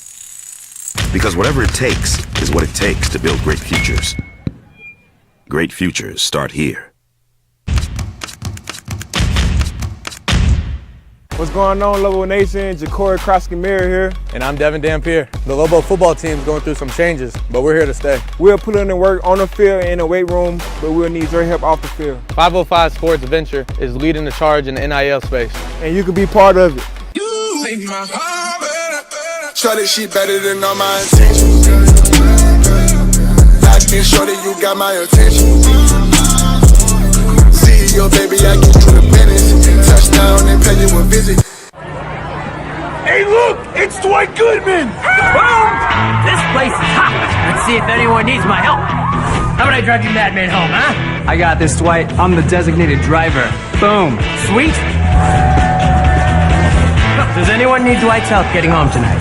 No thanks, Romeo. I've got a taxi all lined up. Drive safe, Dwight. Boom! Boom!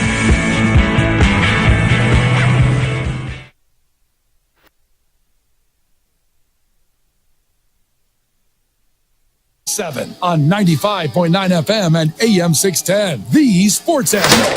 Now the transfer portal popped, and the Mountain West Defensive Player of the Year is in it, Lamont Butler. Lynn says the problem with Mercenaries signing all these one-year players, other than it turns off this fan base, is Lady Lobos will be in this exact spot 365 days from now. They'll be having to rebuild the roster, the entire roster from scratch going into the next season. Maybe. Yeah, maybe. Let's go to the phones. Rudy, 505-246-0610. Good morning, Rudy. Good morning. Well, JT Toppin sighting. Yep. So we were at the main event last night. Lobo Club had an appreciation party, and the whole men's basketball team was there. Got a chance to talk to JT for a minute. And, you know, I don't know what the NBA is going to tell him, but I agree with Kenny. I think one more year would make him a surefire number one draft pick. I don't know if he's projected as a number one draft pick right now, but I'm glad, you know, that he's testing the waters but leaving his eligibility open. Spoke to Dent for a little bit, talked to Q, talked to Braden Applehans. You know, when the whole team's together like that, that tells me something. Yep. And I think these guys are still real hungry about, you know, their prospects and what happened last year, and they didn't get to where they wanted to go. And so I think that's a real burning desire of the guys that are here, that they want to get to a Sweet 16. And you only do that by keeping your core together. And I mean, I don't know what's going on at San Diego State, but it's like every day another guy seems to leave. Well, it's money. Their collective, is working differently. They gave their veterans $50,000 each, and then if they could get other deals. And so what Kurt's got going here, the guys at New Mexico are making more than they're making at San Diego State. Yeah, well, and I mean, it's it's a competitive world, isn't it? Yep. Meanwhile, it looks like the girls reloaded with 3 pretty good gets, so we'll see what happens going forward. I don't even know what to make of all that situation. I don't know. Haven't heard much from JJ, but maybe he can get in and get a little scoop and see where that program's headed. All right, let's hit this break. We'll talk about that when we come back. Thanks, Rudy. Appreciate you. If you've heard anything on the ladies, but it looks like the Lobo women signed 3 for next year. Who are they? What kind of difference will they make? We won't know, but we'll tell you who they are. And the draft moving forward. Chris Denorfia will talk some Rockies and Isotopes coming up at 9:30 and talk to him about, he's not the defensive guy. He's not the pitching guy. But how do you win when you're giving up 11, 12, 13, 14, 17 runs a night? It's the opening drive on 95.9 FM and AM 610, the Sports Animal.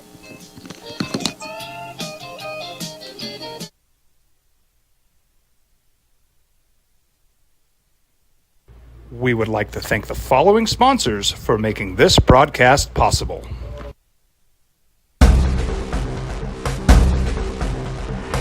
A burglary takes place in the United States approximately every 15 seconds.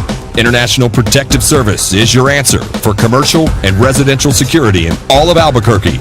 IPS will work with your monitoring company for fast, reliable response times. You can rest easy knowing you, your family, or your company is watched over by International Protective Service. Call International Protective Service today.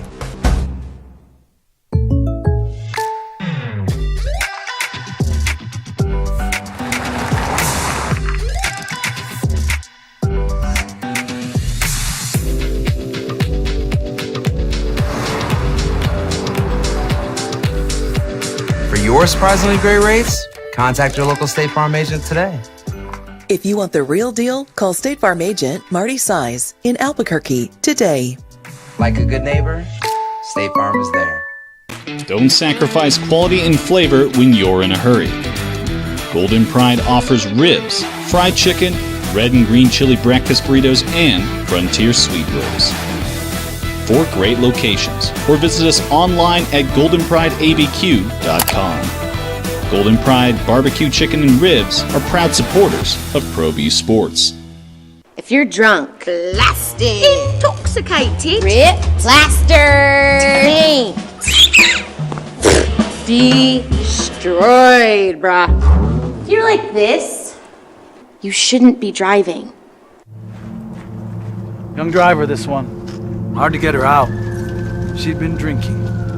This one. Both of them gone. They'd been drinking, and he drove clear off the road. This was my family.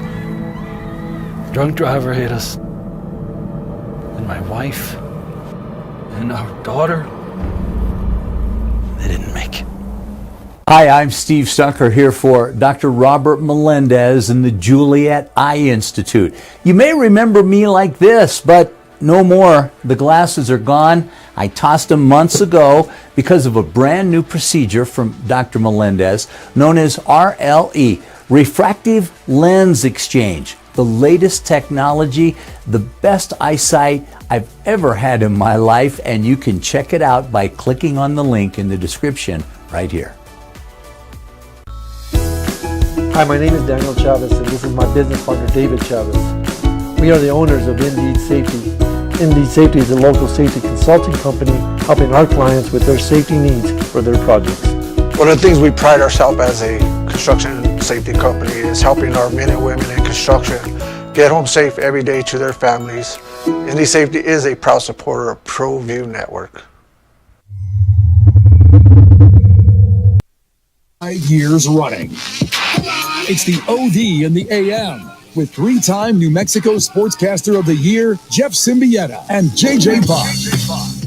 All right, no trades so far that I see regarding the draft that starts tonight. We'll keep an eye on that. Probably won't see anything until the first 2 picks happen, right? Or you see something? No, I'm just saying, can you move your microphone up a little bit? Oh, yeah. You want it like that? JJ and I are pulling this off. He's back at Albuquerque. I'm on the road. I'll be back in studio tomorrow. Been a whole lot of travel for me over the last couple weeks, and one more week, and I'll be home for a while. So JJ's killing it back there, making sure that we're on the air, and I'm sorry about that. All right, what do you know about the 3 additions to Lobo basketball? They got a couple of players in the front court, Clarissa Craig and Amaya Moreland. They got a wing in Destiny Hook. So Craig is 6'3". She played 3 years at Cincinnati.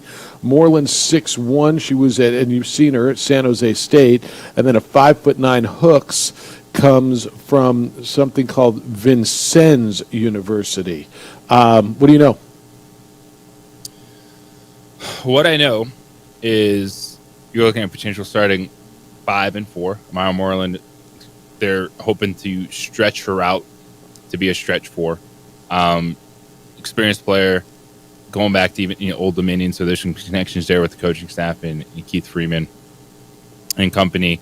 Moreland had 19 points in the pit last year playing for San Jose State, so they know that she can be a really effective player. Calista Craig is the classic breakout player. Played at a power conference school for 2 seasons, didn't play a lot of minutes, similar to Nia Wilson, who came over from Syracuse and played 5 minutes as a freshman, 6 minutes as a sophomore, and then exploded onto the scene. So they're hoping for that type of step up from Calista Craig inside 6'3". And I am the most excited about Destiny Hooks. We're talking about a top 10 JUCO scorer.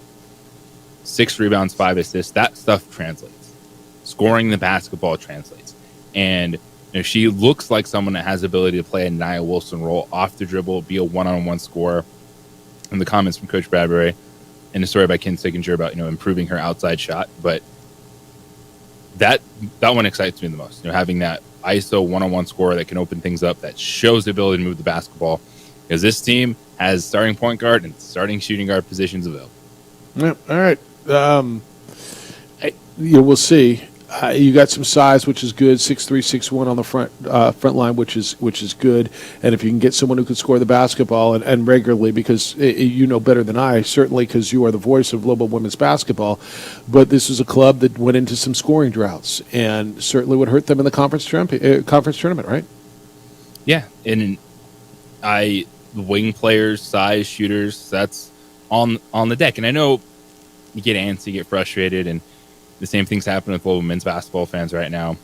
It's a different situation, but there's thousands of players available right now. And you're still taking your time, bringing players in on visits, trying to figure things out.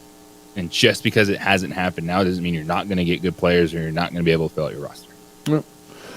So it goes on, and the portal spins. So today is the 25th as far as players who have not entered. They have until May 1st. So Lobo fans, you got about another week to sit around and hold your breath. But according to Rudy, they were all out at main event at a booster event last night, and they look like a team and want to come together. You know that JT Toppin is testing the waters with the NBA. Garcia says Toppin testing the waters. Jeff, I thought the OD has been told in the past testing the waters is pretty much useless unless you're all in.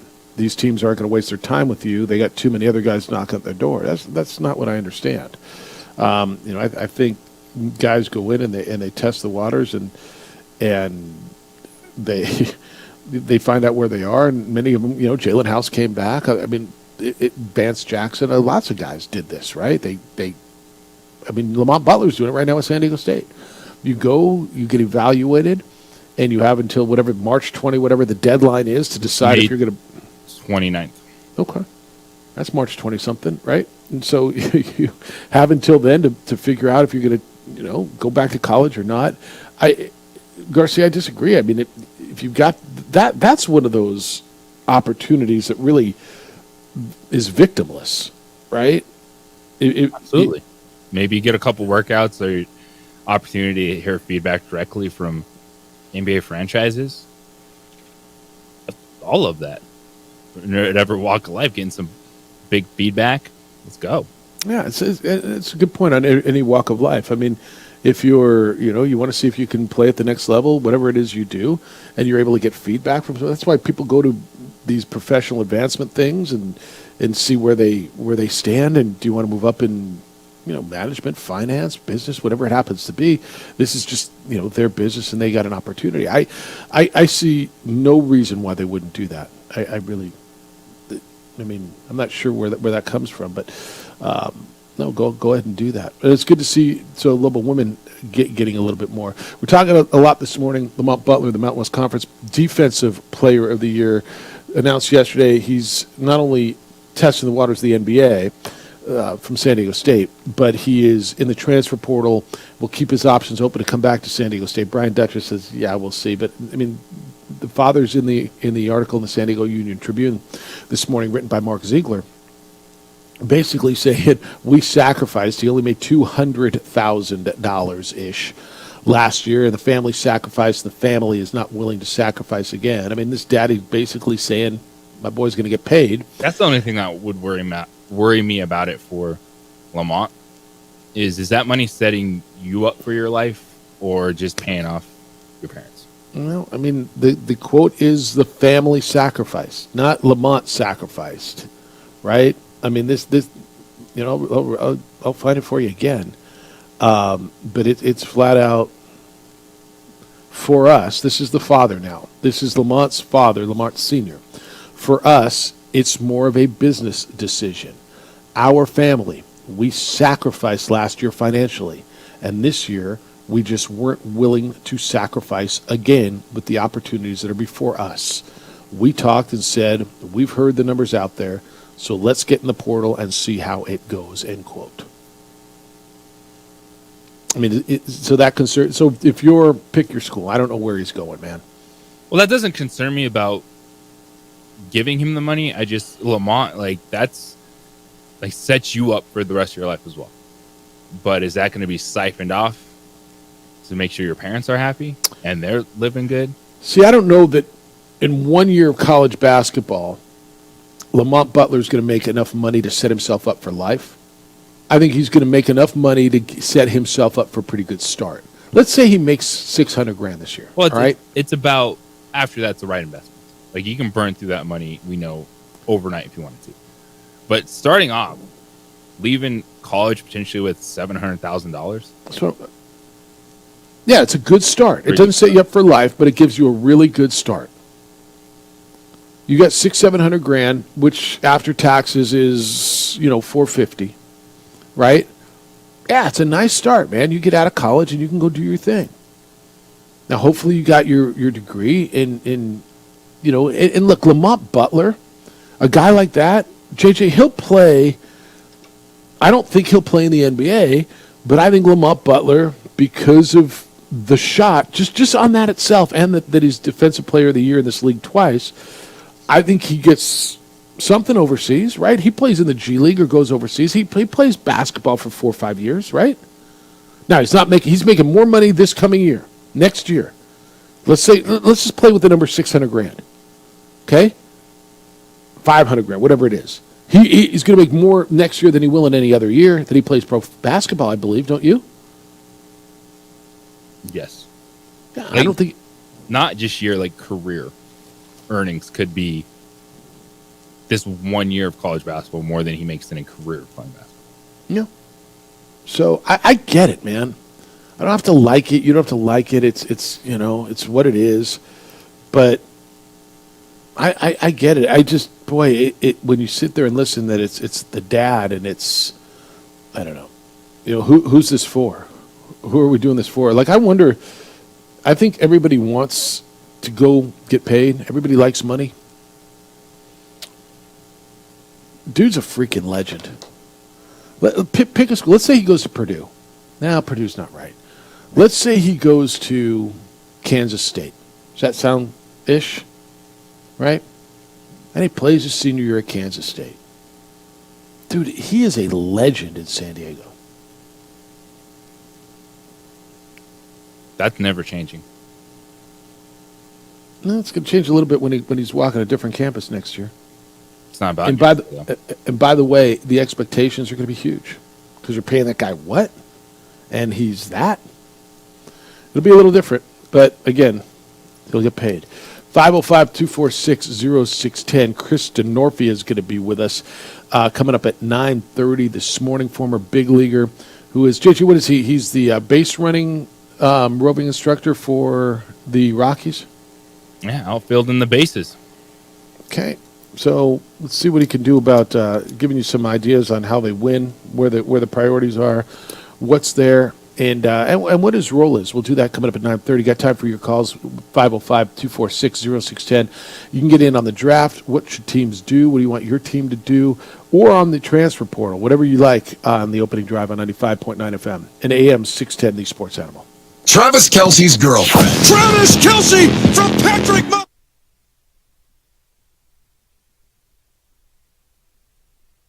We would like to thank the following sponsors for making this broadcast possible. What's going on, Lobo Nation? Ja'Cory Krosky-Meyer here. And I'm Devin Dampier. The Lobo football team is going through some changes, but we're here to stay. We'll put in the work on the field and in the weight room, but we'll need your help off the field. 505 Sports Venture is leading the charge in the NIL space. And you can be part of it. Shorty, she better than all my intentions. I can show that you got my attention. See your baby, I get you the business. Touchdown and pay you a visit. I was born in New Mexico. I grew up on these streets. I got in trouble here, and I fought my way back in Burke. I love New Mexico, especially the people. Now I'm using my training, tenacity, and energy to fight for you. I'm Adam Oki, lawyer, fighter, and New Mexican. I was a local athlete here in New Mexico, so I'm proud to support your local athletes.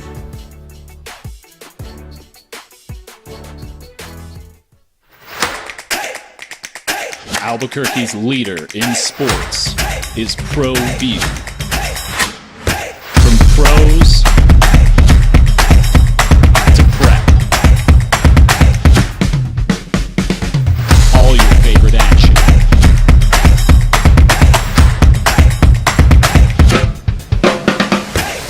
All your favorite talk shows.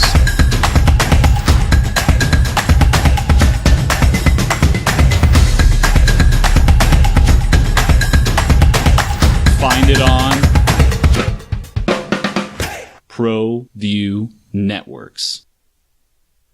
Teenagers love a party, especially during prom and graduation season. Often, alcohol is involved. Some parents think that hosting a party with alcohol in their home will keep the kids safe, but it's wrong and it's illegal.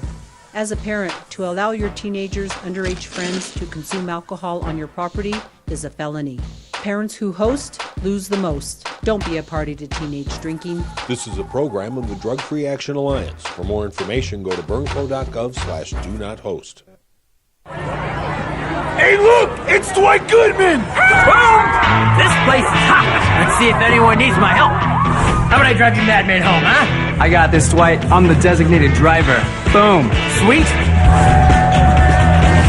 Does anyone need Dwight's help getting home tonight? No thanks, Romeo. I've got a taxi all lined up. Drive safe, Dwight. Boom! Boom!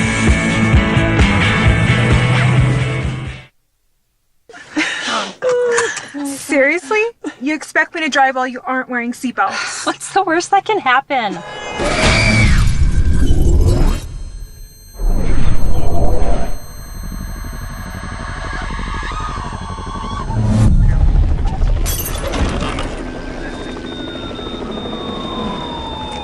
Seriously?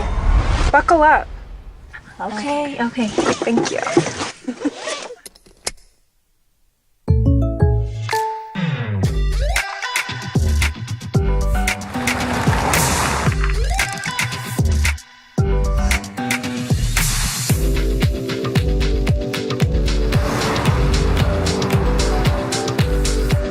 For your surprisingly great rates, contact your local State Farm agent today.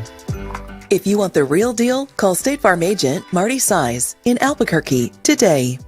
Like a good neighbor, State Farm is there. For your business or your home, Valley Fence stands alone. We're number one in New Mexico for a reason. It's the best fence you can own. Proudly serving New Mexico for over 50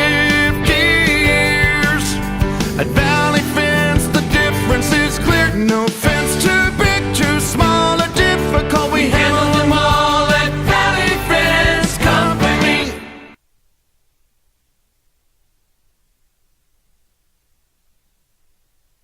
We would like to thank the following sponsors for making this broadcast possible.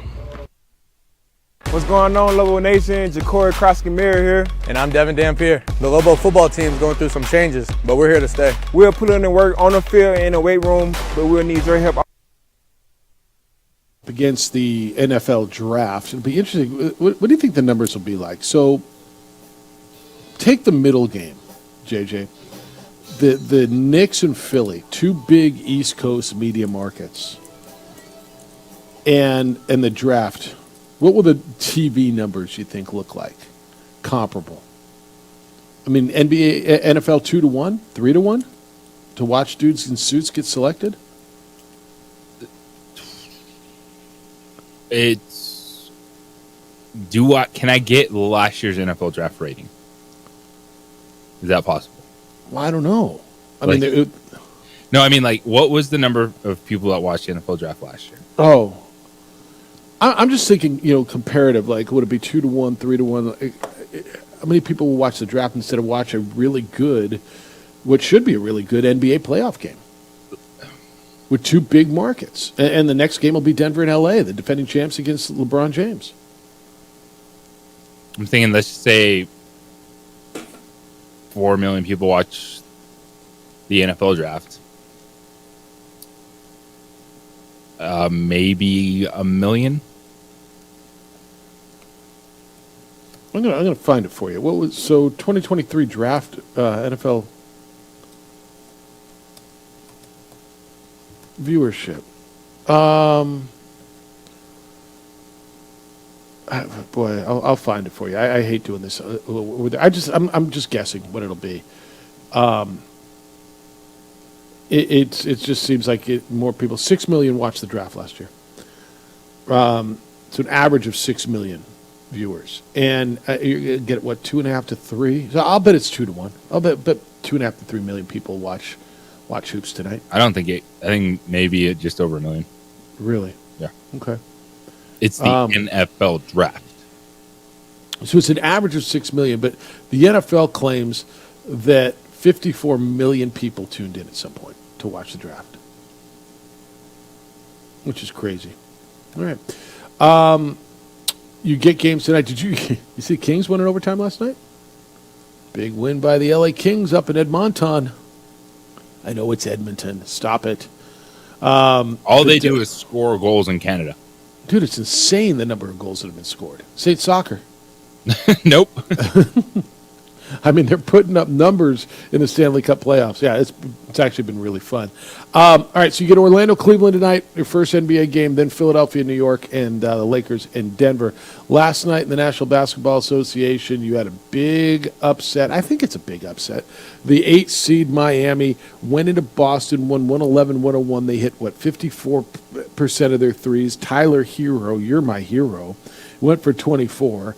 And I don't know that I think Miami's going to win this series, but, I mean, JJ, if I told you Miami wins in 7, would it stun you? A little bit surprised. That would stun me. It would stun me as much as I believe in the Heat culture, this or that. Miami without Jimmy Butler beating the Boston Celtics in the first round in 7 games would be stunning. It would be shocking. I don't think these games are going to be easy, but I still expect Boston to be the overall better team. But games like last night, why there's hesitation, why there's not buy-in.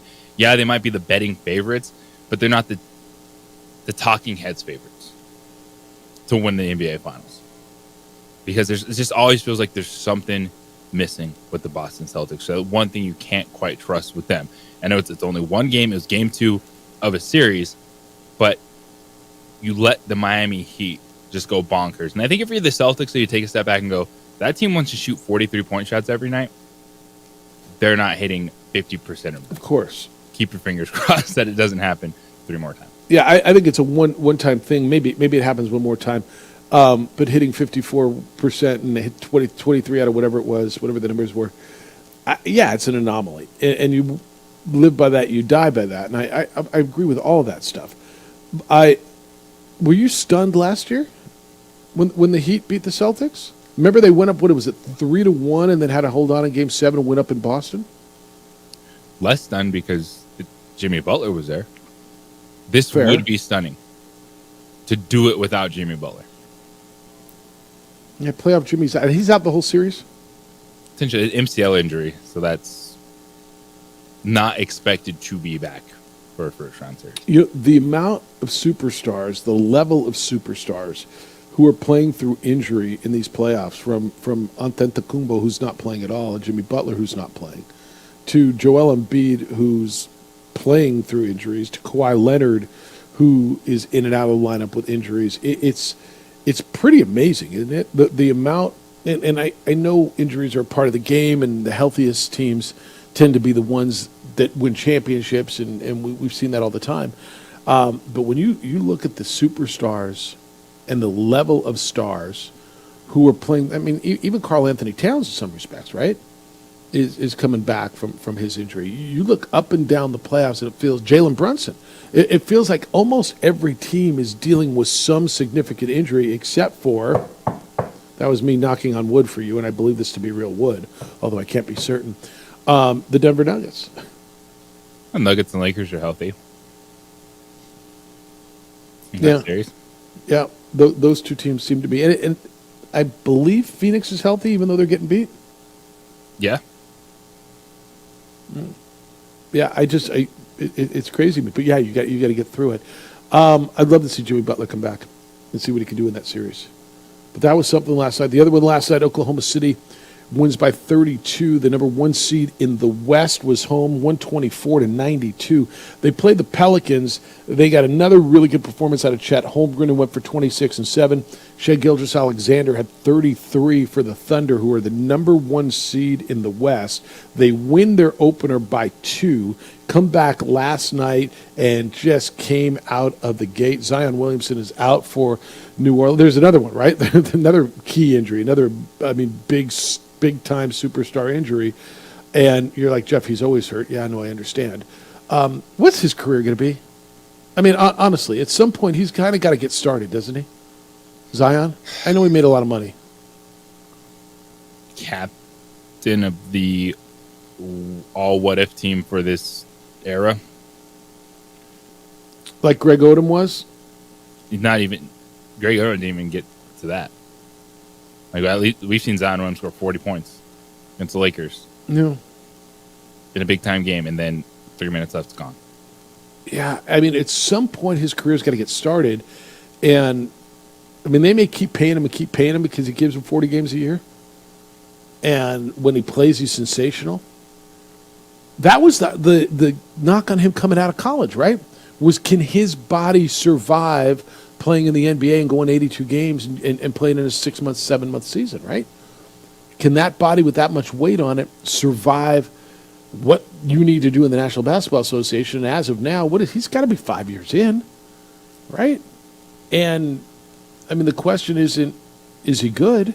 No, he's really damn good. The question is his ability. Which ability, JJ? Availability. That's what it comes down to. How much does he make a year? Where's his silly 30? No, that's Brandon Ingram makes $33 million. 35. No, that's CJ McCollum. God, they got a roster, man. They spend money. $34 million. So they got 3 dudes over $34 million a year. Ingram, Williamson, and McCollum. Talking about the 7th seed in the Western Conference, rather than make through the play-in. Yeah. Yeah, this is his 5th year. He was 2019. I mean, they made it through the play-in, but they were the 7th seed. And then they just got blued out last night by 32 in Oklahoma City. And that's the what if. Zion Williamson is there. Things look a whole lot different, but you cannot trust in his availability. Yeah. All right, when we come back, let's get into a little baseball. Christian Norfia played the big leagues. Played for the Reds and the A's, the Padres, the Mariners, the Cubs. And now he is an instructor for the Colorado Rockies. He's in town. Isotopes, base running outfielder coordinator for the organization. Talk to him about where the team is going, what he sees with the Isotopes, what he does. What's the job of one of these roving instructors, and how do you get it? JJ, you looking for something? I don't know. It's the opening drive. Jeff, JJ, on 95.9 FM and AM 610, the Sports Animal.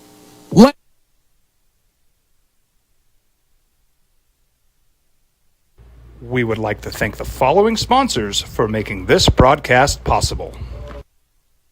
What's going on, Lobo Nation? Ja'Cory Krosky-Miller here, and I'm Devin Dampier. The Lobo football team is going through some changes, but we're here to stay. We'll put in the work on the field and in the weight room, but we'll need your help off the field. 505 Sports Venture is leading the charge in the NIL space, and you can be part of it. You make my heart better. Try this shit better than all my intentions.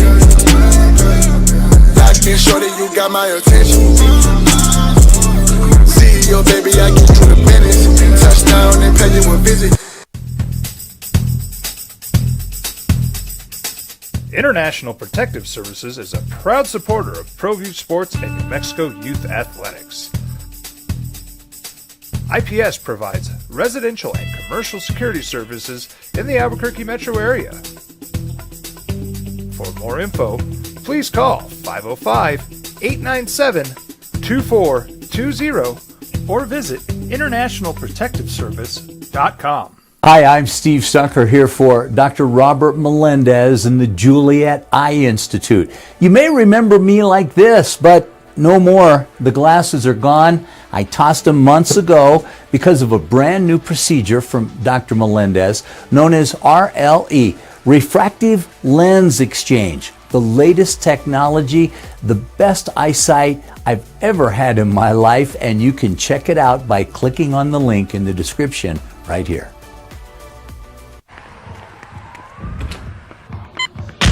These are more than just the sounds of a safe place to go after school. These are the sounds of interest being ignited and of mentors making an impact. At Boys and Girls Clubs, we don't do just one thing. We do whatever it takes to meet the needs of every kid who comes through those doors. Because whatever it takes is what it takes to build great futures. Great futures start here.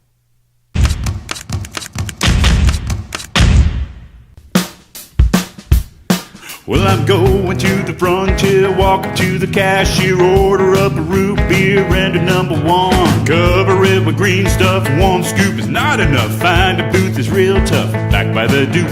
Meet my family, meet my friends in the quirkiest restaurant I have ever been. All of Albuquerque's favorite spot, it's the Frontier Restaurant. The Frontier Restaurant is a proud supporter of ProView Networks. I was born in New Mexico. I grew up on these streets. I got in trouble here, and I fought my way back in boot camp. I love New Mexico, especially the people. Now I'm using my training, tenacity, and energy to fight for you. I'm Adam Oki, lawyer, fighter, and New Mexican. I was a local athlete here in New Mexico, so I'm proud to support your local athletes.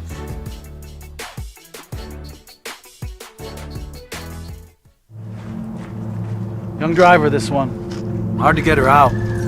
She'd been drinking. This one. Both of them gone. They'd been drinking, and he drove clear off the road. This was my family. Drunk driver hit us. And my wife and our daughter, they didn't.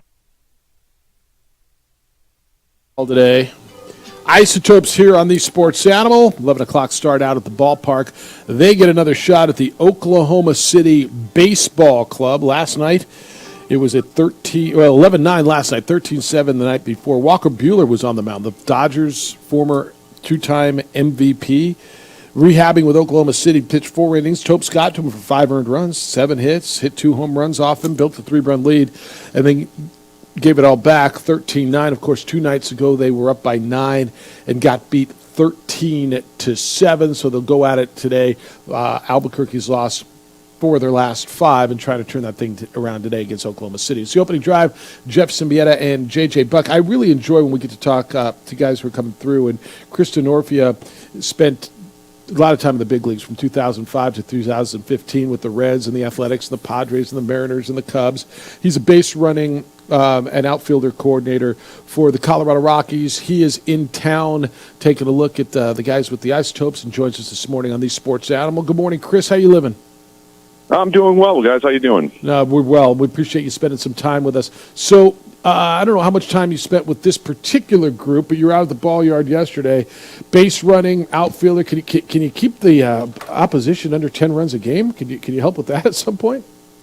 I don't know if I have the expertise in that area, but it is crazy coming here and seeing all the runs scored.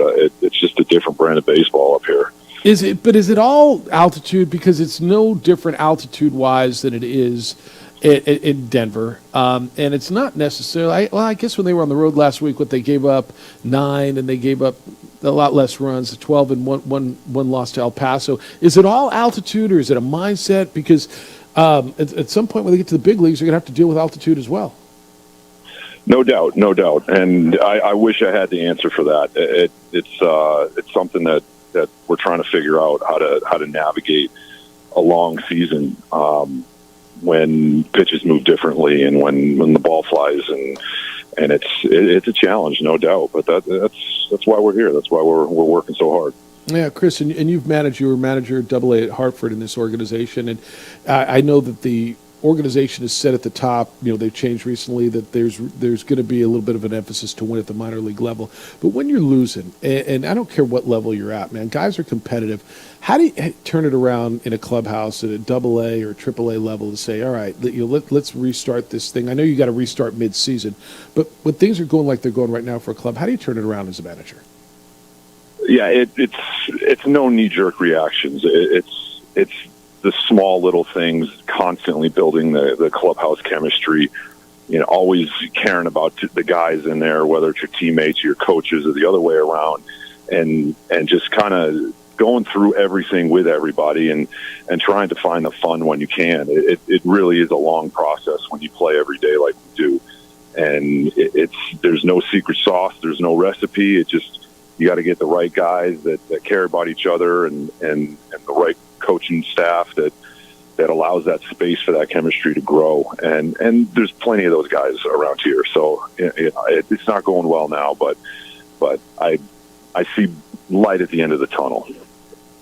No, Chris, you lived this life. You drafted, you came up, you found your way to Major League Baseball. But for you, in the coaching role, how important is it to establish relationships? Get to know who you're working with, even when you're bouncing in and out, you're going all around, before you start telling someone what they're doing. Well, it is the most important thing, and transitioning from a player to a coach. The only thing I assumed was that I had no idea what I was doing, and that I was not guaranteed to be good at it just because I was a good player. And Clint Hurdle, I'm sure you guys have talked to him before. Yeah. Maybe, hopefully, when he's been up, he's been a great resource for all of us on the coaching staff, and he'll tell you, he said the players don't care what you have to say until they know that you care about them. And I didn't say it as eloquently as he did, but that's the rule when you're a coach, that you have to establish a relationship, or else they're not going to care what you say. Whatever you say is going to go in one ear and out the other. Chris Denorfia with us on the opening drive, and the journeys for everyone is different, but especially for yourself, how do you get from Wheaton College in Norton, Mass to Major League Baseball? What was that journey like for you? I don't know. I kind of just didn't put it in GPS and just somehow ended up where I did.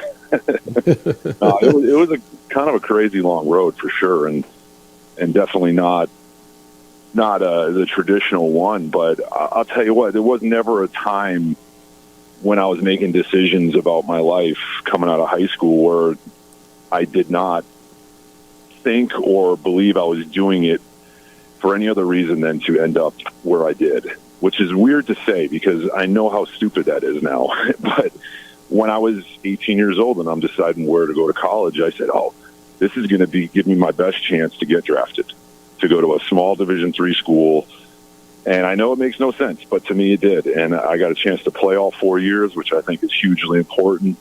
You don't necessarily want to go to the biggest, best school that lets you in, because if you don't play, nobody's going to see you. If you don't play, it's going to be really hard to get better. So I had a great opportunity at a small school, and I did enough to get into some summer ball where I got some eyes on me, and it kind of went from there. You know, Chris, it's a great concept, and I don't think a lot of people think that, because I think everybody wants to go to the biggest name, the biggest school. I want now with NIL, right? And I know that wasn't a part of the deal when you were there, but everybody, I want, yeah, everybody wants some of that, obviously. But I want to go to, Texas. I want to go to SC.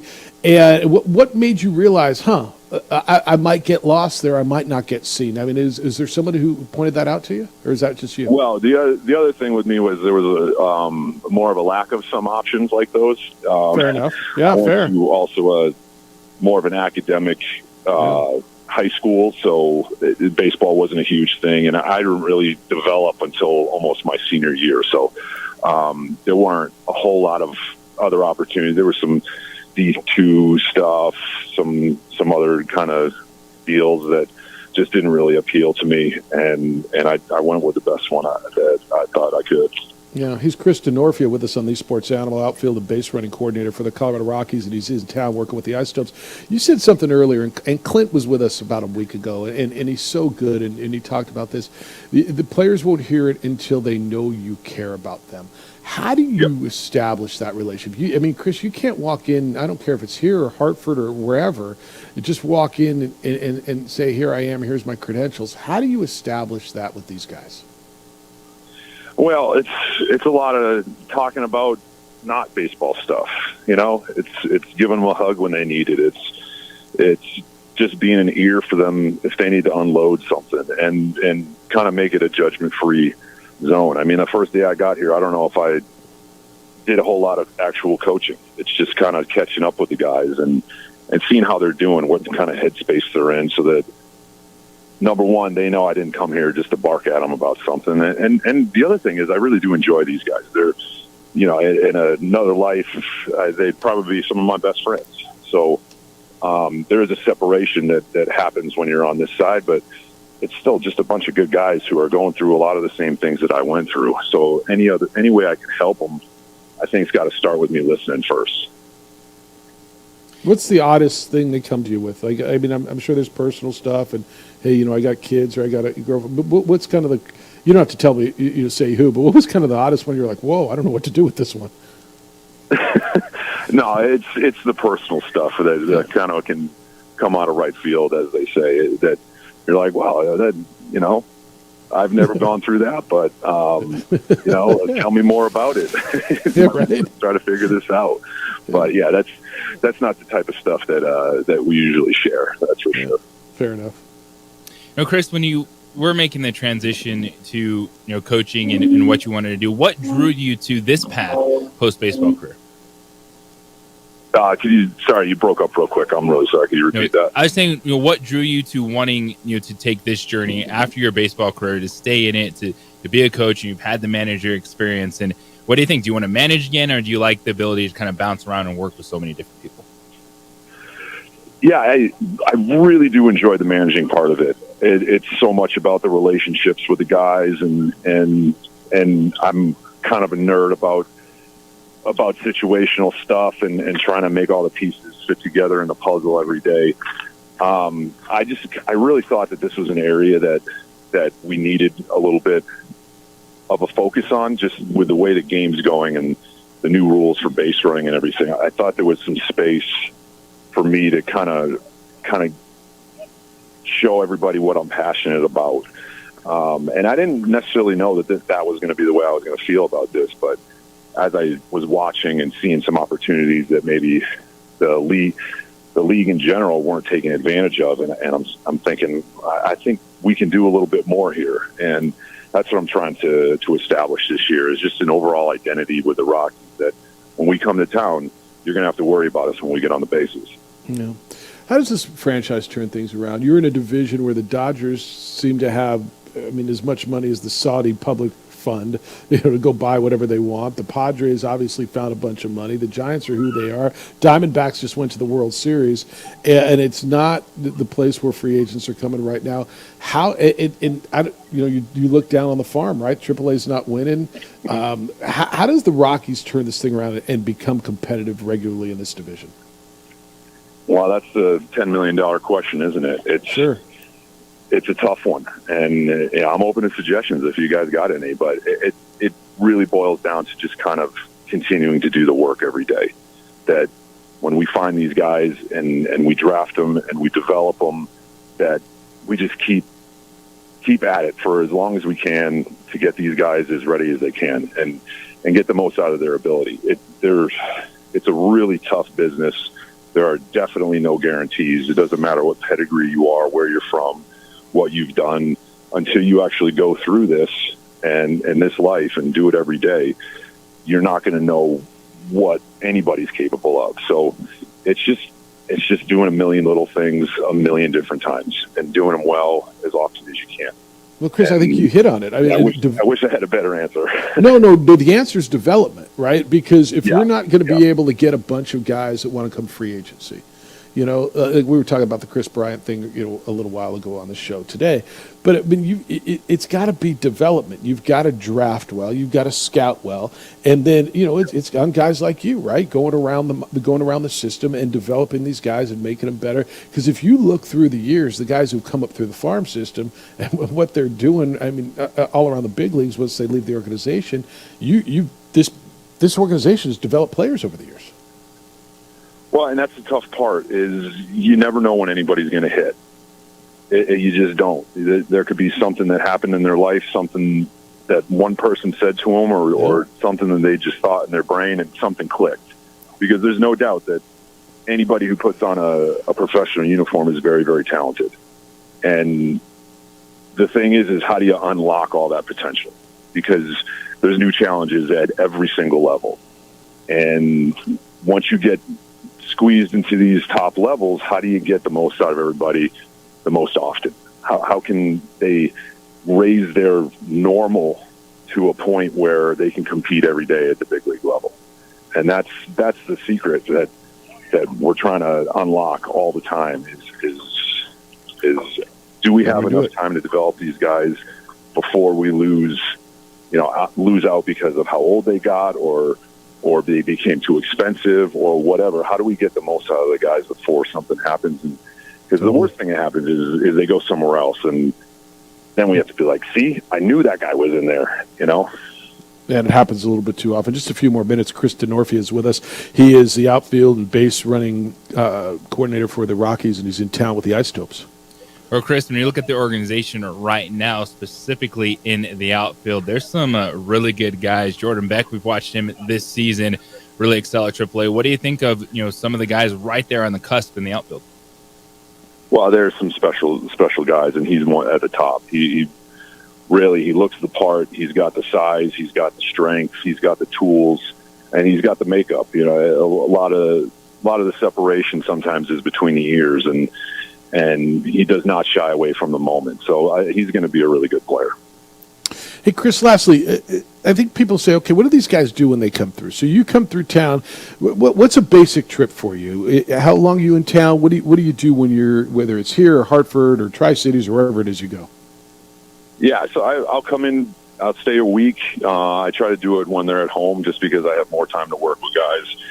And I just kind of get a feel for what they're doing before I get here, reading the reports and watching the games. And then we'll just work on something. If they're struggling with one area or we feel like they need to focus on one area defensively or on the bases, then we'll just work on it. We get here early. And one thing is these guys are workers. So part of the way we want to do things is to surround everybody with guys that know how to work and want to get better. So whatever I can do while I'm here, most of this stuff happens behind the scenes before anybody even knows we're here at 1:30, 2 o'clock in the afternoon.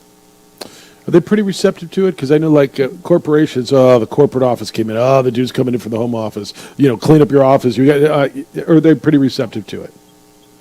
Well, that's where the relationship aspect comes in, and that's sort of the magic that we have to make happen is like I said, if they know that we care about them, then maybe first they'll be able to realize that we're not here just to tell them how to do things. It's, hey, like, I care about you, and this is important, and here's why, and let's get to work, and let's get a little bit better today. And we're not trying to change them overnight. I always tell guys, let's just get a little bit better today. Let's get one thing better every day, and by the end of the season, you're 144 things better. So it's a lot of small steps for sure. Yeah. All right, go to work. Appreciate you spending a few minutes with us. Really enjoyed the conversation, and best of luck getting these guys better. All right, thanks, guys. Be well, Chris. Chris DeNorfia, the base running and outfield coordinator for the Rockets. I think a lot of people hear all this time, these guys remember what they do, right? Yeah, it's like, it gives you more opportunity to work on something if you're a player because, you have, Pilo, you have Checker, you have the other guys, but then you can have someone come in. It's all right. Let's go take an hour, just you and me. Yep. All right, we'll wrap it up. Oh, sorry, dude. But didn't mean to jump on you. Wrap it up. Stop talking. Sorry. No. I said I'm sorry, man. Sometimes we're not in the same room, and we're in different states, and well, sometimes that happens. It's we'll wrap this thing up. Everything you got to know as you go through your day. The latest. Has there been anything at the top of the draft, which starts here in about 8 hours or so? It's the opening drive on 95.9 FM and AM 610. The Sports Animal.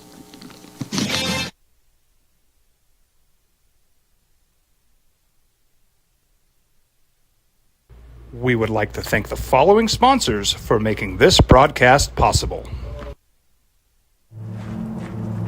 Young driver, this one. Hard to get her out. She'd been drinking. This one. Both of them gone. They'd been drinking, and he drove clear off the road. This was my family. Drunk driver hit us. And my wife and our daughter, they didn't make it.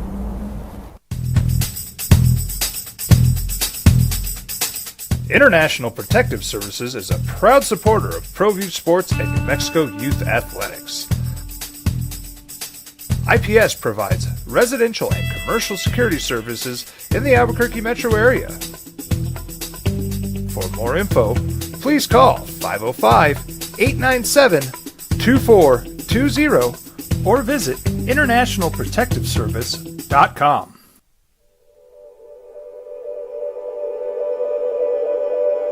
We aren't all born with the same opportunities. But it's the people who care that change everything. Get ready, Sprout, get ready! My coach. My teacher. My older sisters. My grandma. My brother. My tutor. My dad and my mom. As New Mexicans, it's up to all of us to do our part. So that no child goes without love. And no family has to do it all on their own. They're all our children. Every single person is called to make a difference in the life of a child. It's up to all of us to do our part. To pull together. Pull together. Pull together.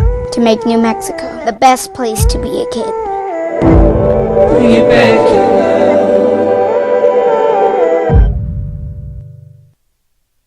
We would like to thank the following sponsors for making this broadcast possible.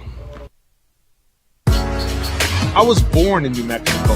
I grew up on these streets. I got in trouble here, and I fought my way back in Burquet.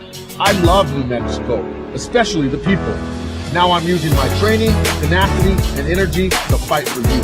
I'm Adam Oki, lawyer, fighter, and New Mexican. I was a local athlete here in New Mexico, so I'm proud to support your local athletes.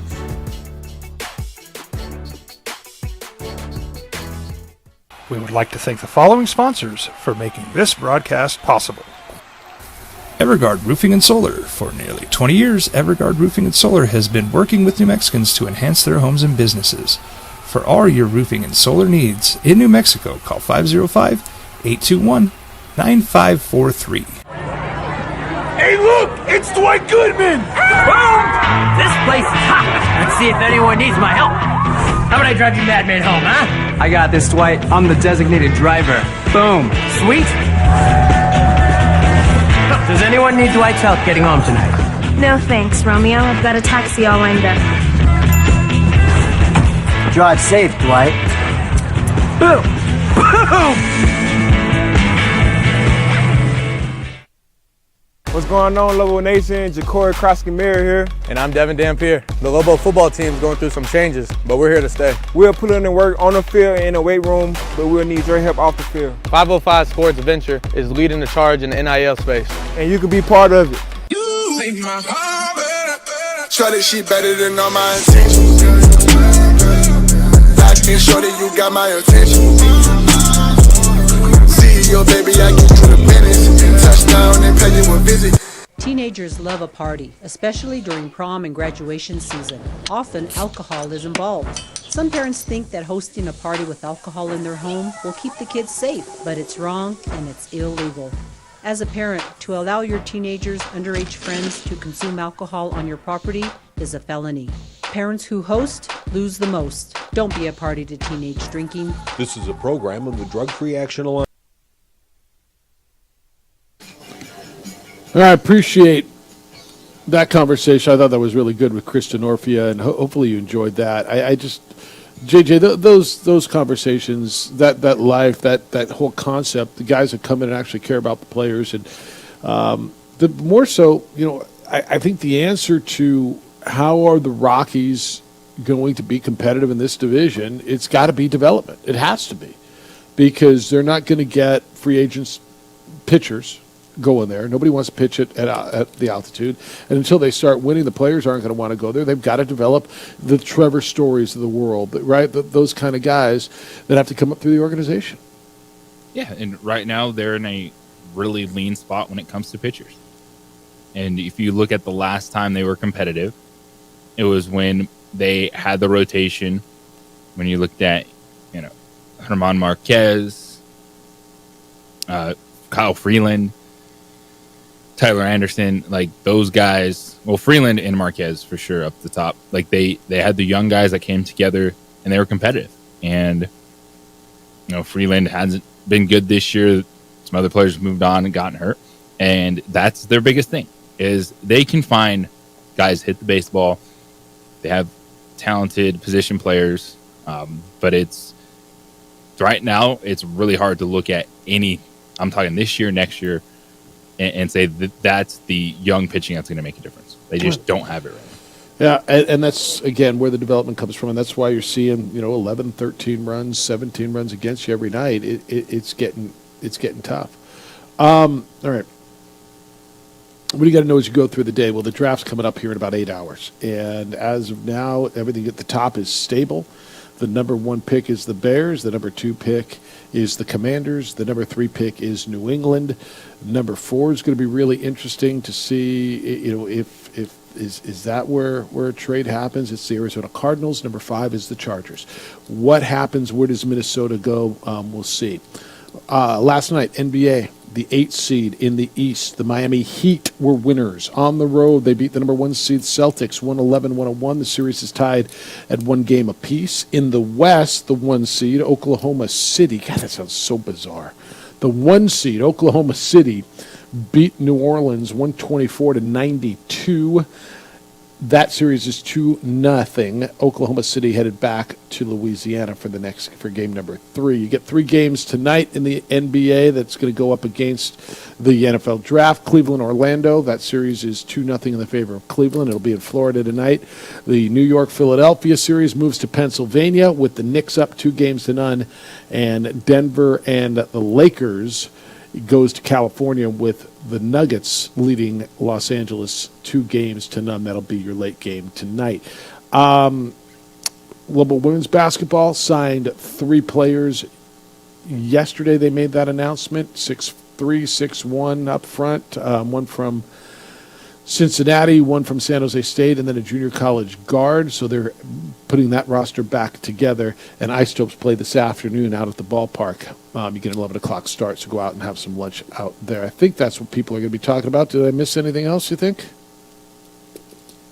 Nope. All right. Let me read you a couple of emails that you sent in. This is from Tellus. Oh, the other thing is, and this, I did miss something. The Mountain West Conference Defensive Player of the Year in basketball, Lamont Butler from San Diego State's in the transfer portal.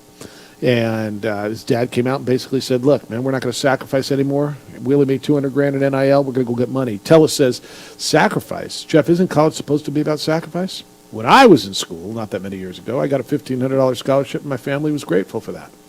Yep, and you are not a highly sought-after basketball player. I don't know what to tell you. I mean... Not all things in life are created equal. Yeah, two different worlds, man. And if sacrifice means you're only getting $200,000, it's a heck of a sacrifice, isn't it? Bourne said that coach you just talked to equals Michael Oxley. Jeff, did that coach really say we have to love him up and coach him up? Yeah, kind of. Yeah, he kind of did. I look, when even more so when you're not the head coach, when you're a guy who's coming in twice a year, when they see you in spring training and they come through, you kind of got to love them up to get the respect. Two different ways. Thanks to Kristen Orfia. He was with us, the roving outfield and base running coordinator for the Rockies. Jim Rome Show is next. The Herd with Colin Coward is after that. Actually, that's not right, because you'll get a little Jim Rome, and then we'll get Isotopes Baseball. Then you get 2 Men On at 4 o'clock, and we'll be back tomorrow morning. 7 a.m. JJ, I should be in studio tomorrow. Looking forward to it. Me too. Great work, man. Great job. Adrian, great work on the visuals. Big day for you? Huge day. All right, enjoy it. Be good to each other, please. Be kind and loving and caring and sharing. We'll smell you tomorrow.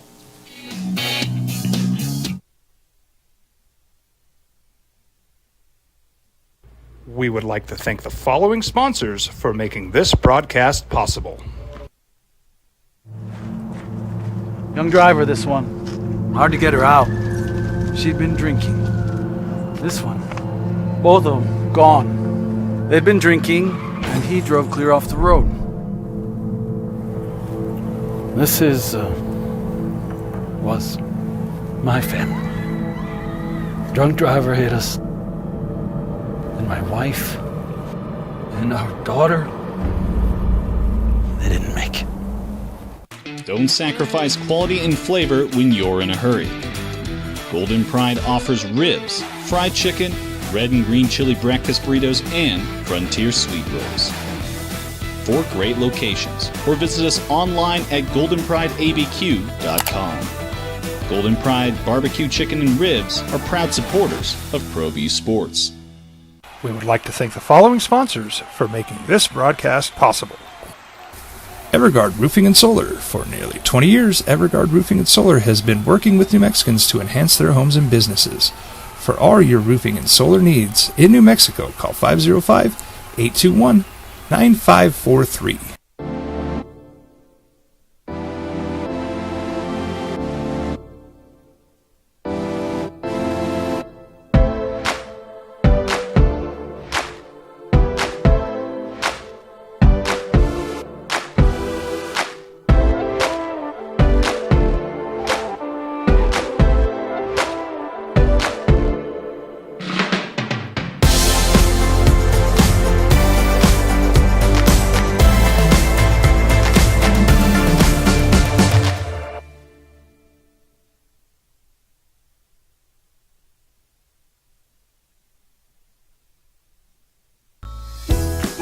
Hi, my name is Daniel Chavez, and this is my business partner, David Chavez. We are the owners of Indeed Safety. Indeed Safety is a local safety consulting company helping our clients with their safety needs for their projects. One of the things we pride ourselves as a construction safety company is helping our men and women in construction get home safe every day to their families. Indeed Safety is a proud supporter of ProView Network.